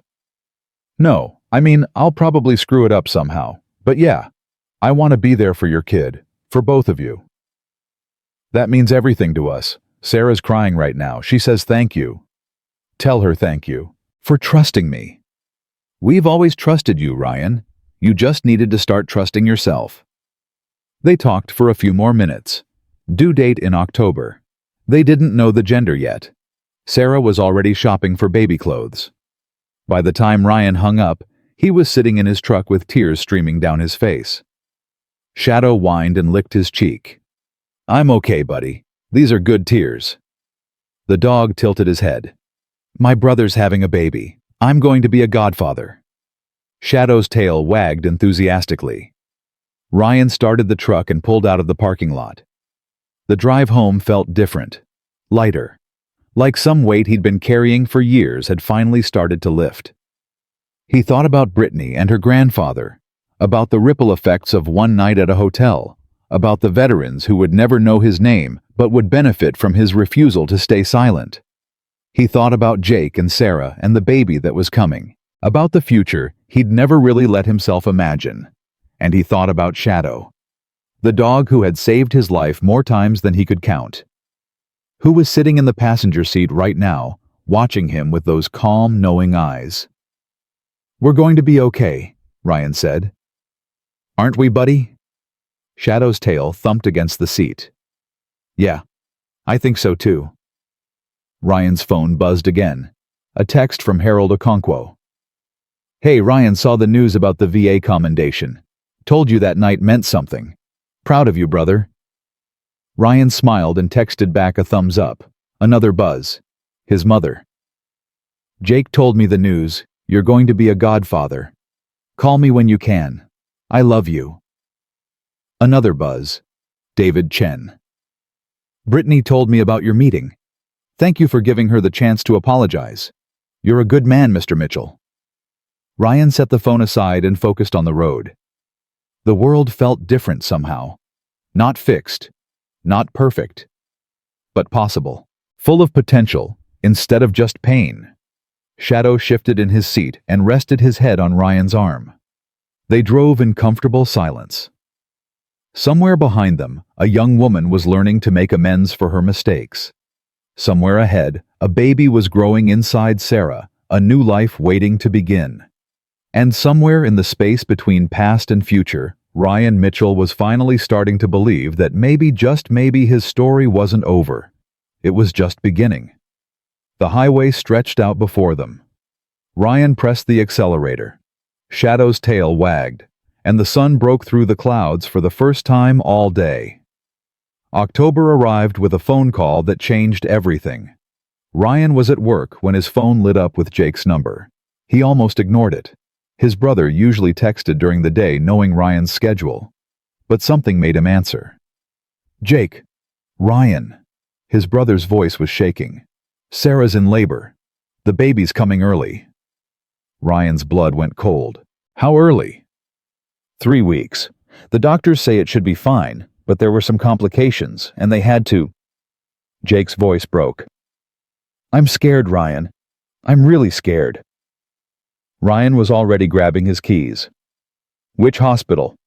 "St. Mary's in Phoenix." "I'm on my way." "Ryan, you can't. It's a 20-hour drive." "Then I'll fly."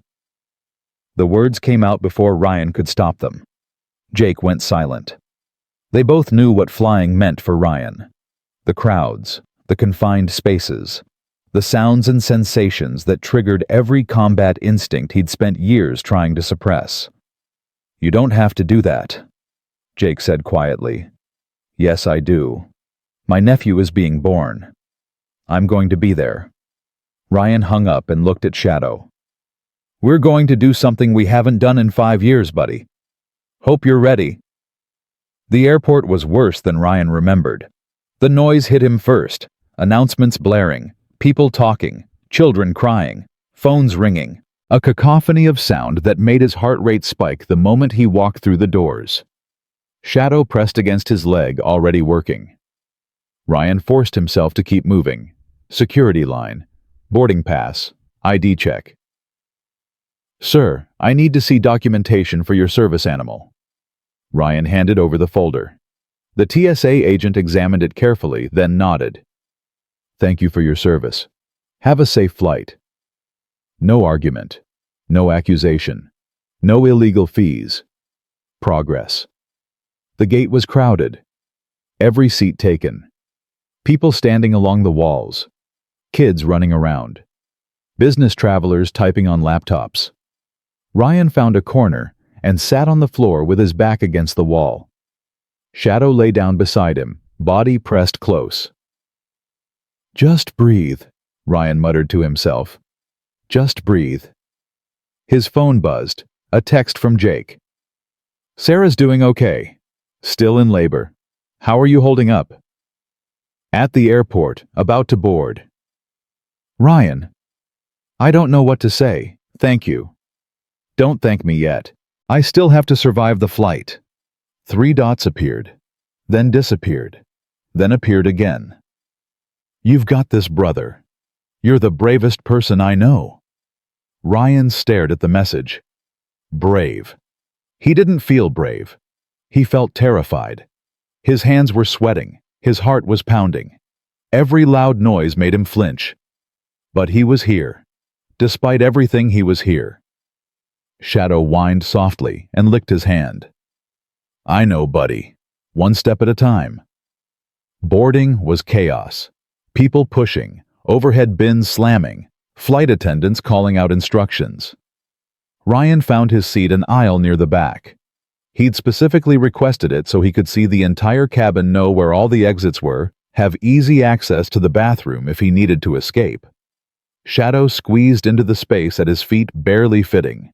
The woman next to him glanced at the dog, then at Ryan. Service animal? Yes, ma'am. She nodded and went back to her book. No questions, no judgment. Progress. The plane started taxiing. Ryan gripped the armrests so hard his knuckles went white. Takeoff was the worst part. The acceleration. The pressure. The feeling of being trapped in a metal tube hurtling through the sky with no way out. Shadow stretched up and put his head on Ryan's lap. The dog's weight was grounding. Real. Present. Breathe. I'm here. You're safe. The wheels left the ground. Ryan closed his eyes and focused on Shadow's breathing. The slow, steady rhythm of a dog who trusted him completely. In, out. In, out. The plane climbed. Ryan's panic didn't disappear, but it didn't overwhelm him either. He was doing this. For Jake. For Sarah. For the nephew he hadn't met yet. For himself. The flight was 3 hours and 47 minutes of controlled terror. Every bit of turbulence felt like enemy fire. Every announcement from the cockpit sounded like a warning. Every time someone walked past his seat, Ryan's body tensed for a threat that wasn't there. But Shadow never left his side. Never stopped working. Never let Ryan fall into the spiral that had consumed him so many times before. By the time they landed, Ryan was exhausted.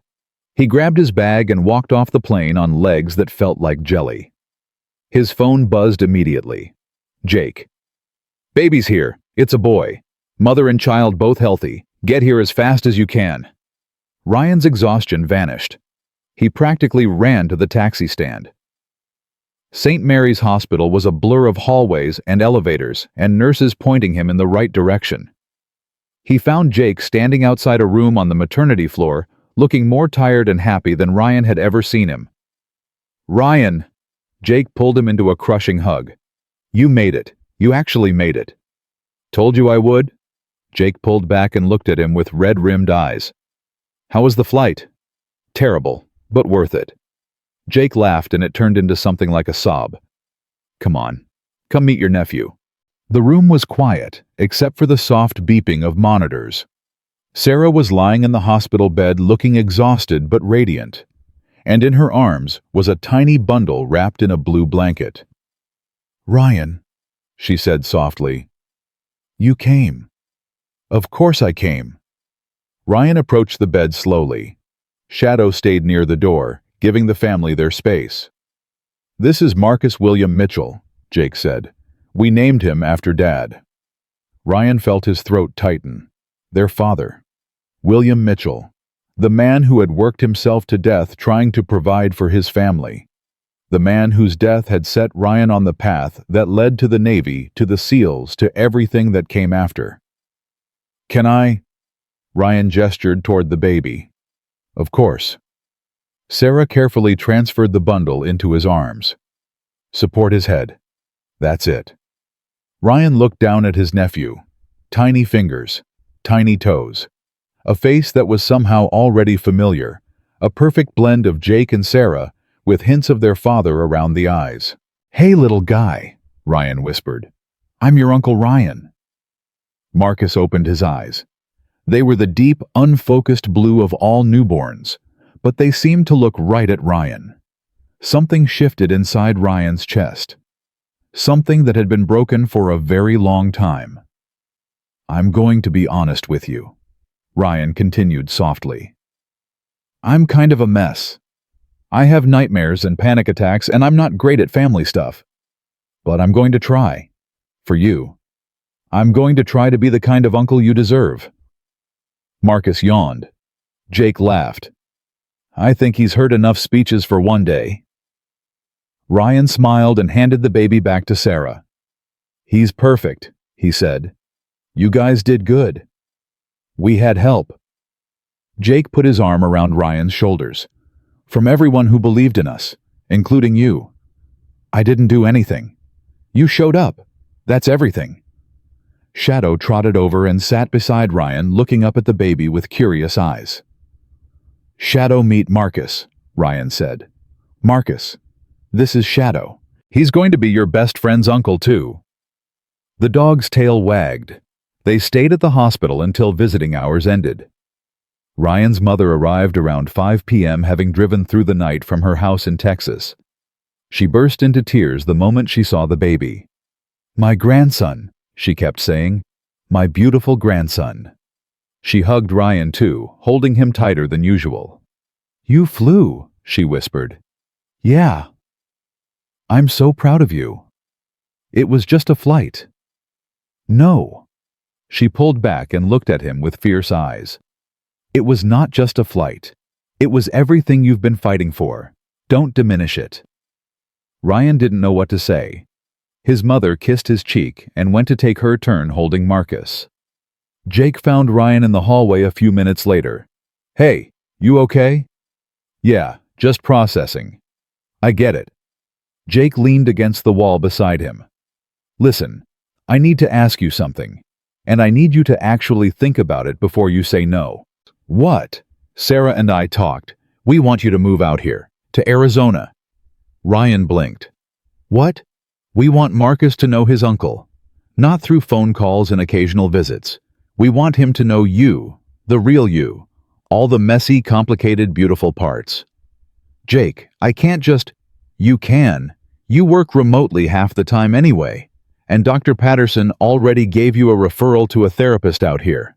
I checked." "You checked?" "I've been planning this for months." Jake grinned. "Sarah found an apartment 3 blocks from our place. Dog-friendly, month-to-month lease, so you don't have to commit right away." Ryan was speechless. "You don't have to decide now," Jake continued, "but promise me you'll think about it. Really think about it."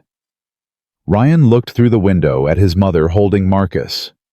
At Sarah, watching with exhausted joy. At the family he'd spent so many years keeping at arm's length. "Okay," he said. "I'll think about it." The apartment was perfect. Ryan knew it the moment he walked through the door. 1-bedroom, small kitchen, a balcony overlooking a quiet courtyard. Close enough to Jake's place that he could walk there in 10 minutes. "What do you think?"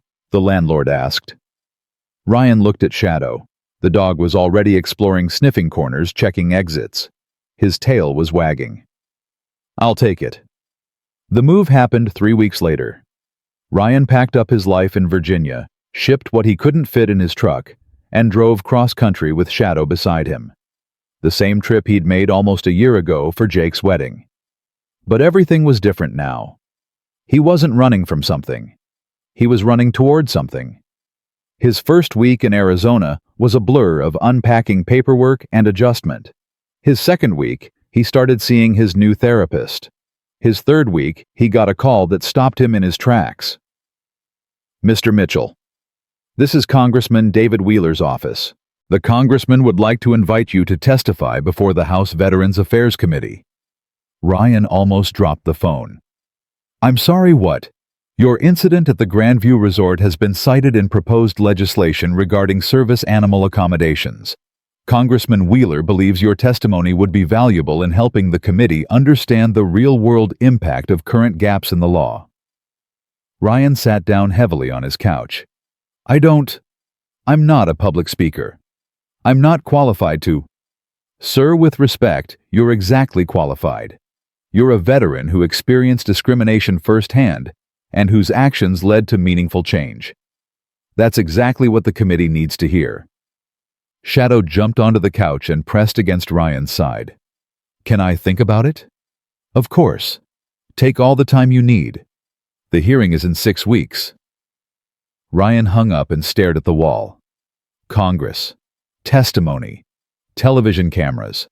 Hundreds of people watching. Everything that terrified him. He called Jake. They want you to do what? Testify before Congress. Ryan, that's incredible. It's terrifying. Same thing with you. Jake laughed. Are you going to do it? I don't know. Yes, you do. You've known since the moment they asked. Ryan closed his eyes. He thought about Brittany standing in that hotel lobby, accusing him of fraud. He thought about Harold Okonkwo making a phone call that changed everything. He thought about all the veterans who faced similar discrimination and didn't have someone to intervene.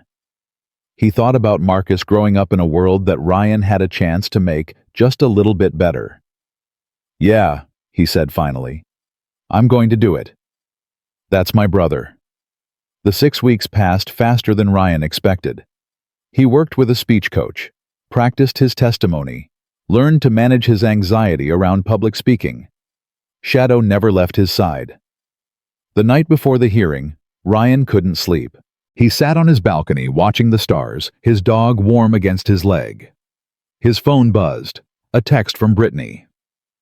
I heard about the testimony. You're going to be amazing. Thank you for everything you've done. The veterans you're speaking for tomorrow, they're lucky to have you fighting for them. Ryan texted back. Thank you for everything you've done too. Another buzz. Harold Okonkwo. Saw you're testifying tomorrow. Watching from Chicago. Go get 'em, brother.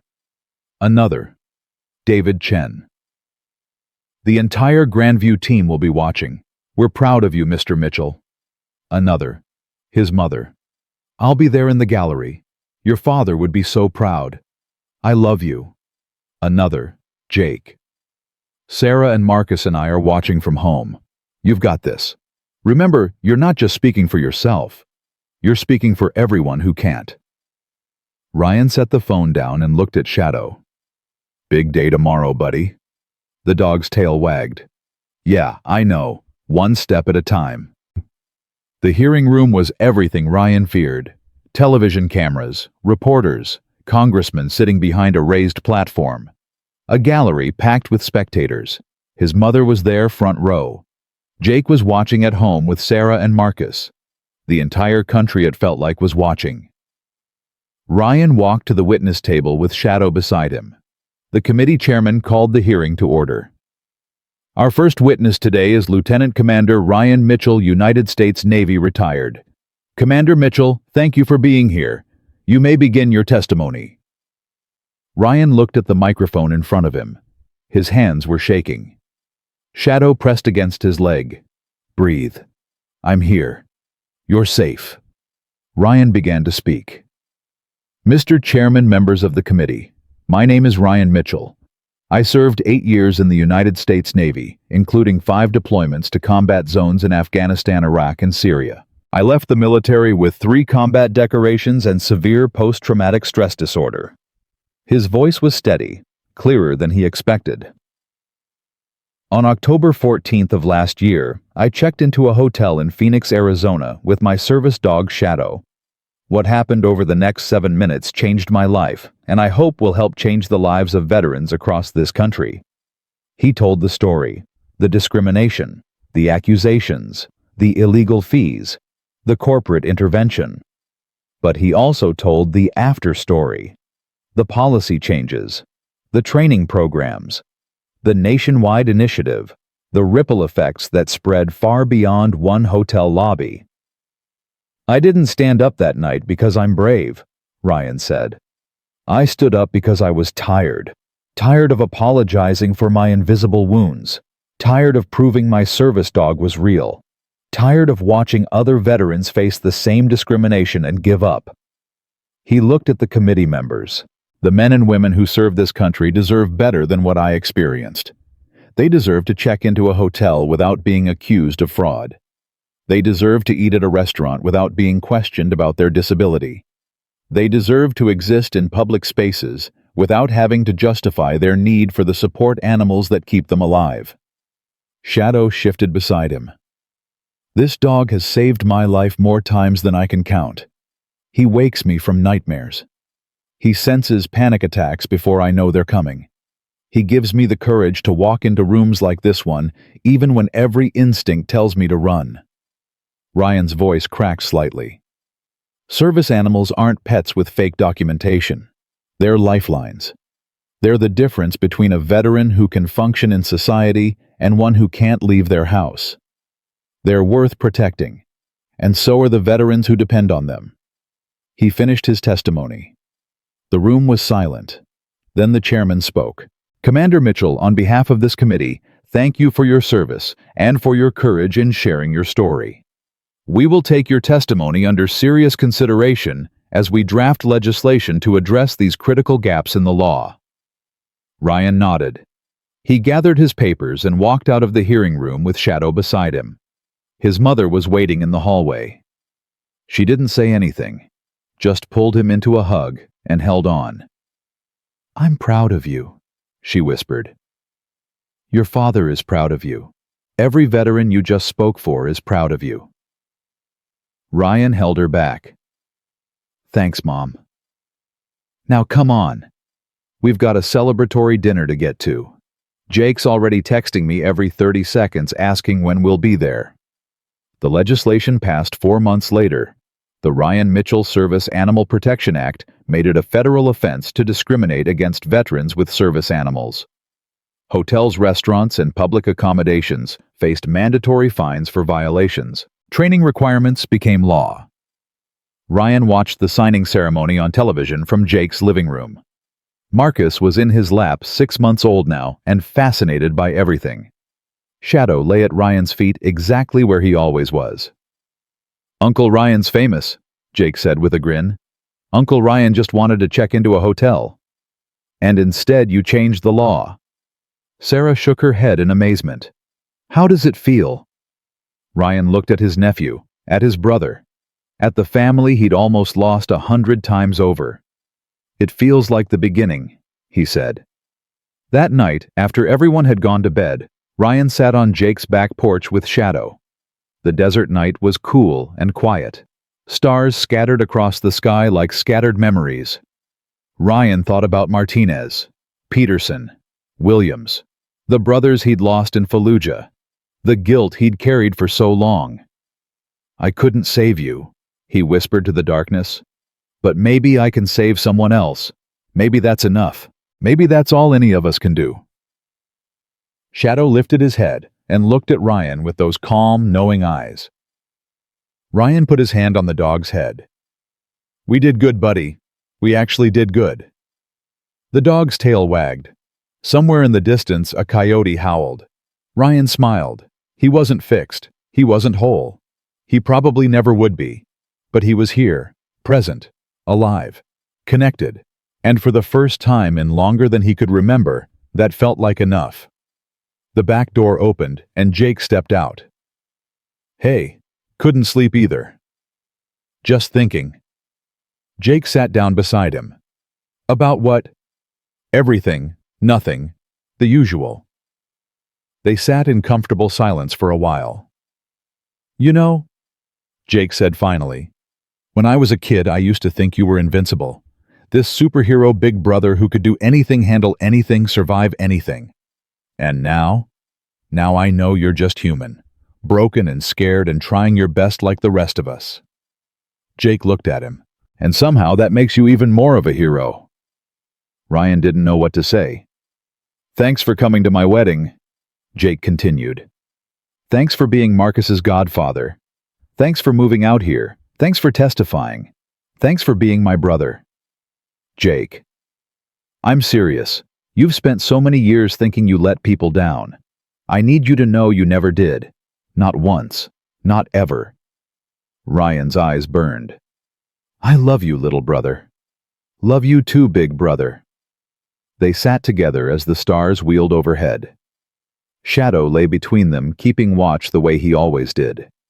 And somewhere in a hotel in Phoenix, a young clerk was training new employees on how to recognize and respect service animals. Somewhere in Washington, a law was protecting veterans who would never know Ryan's name. Somewhere in a military cemetery, 3 headstones stood in silent tribute to men who gave everything. And here, on a quiet back porch in Arizona, a broken warrior was finally learning to come home. Not to a place, to himself.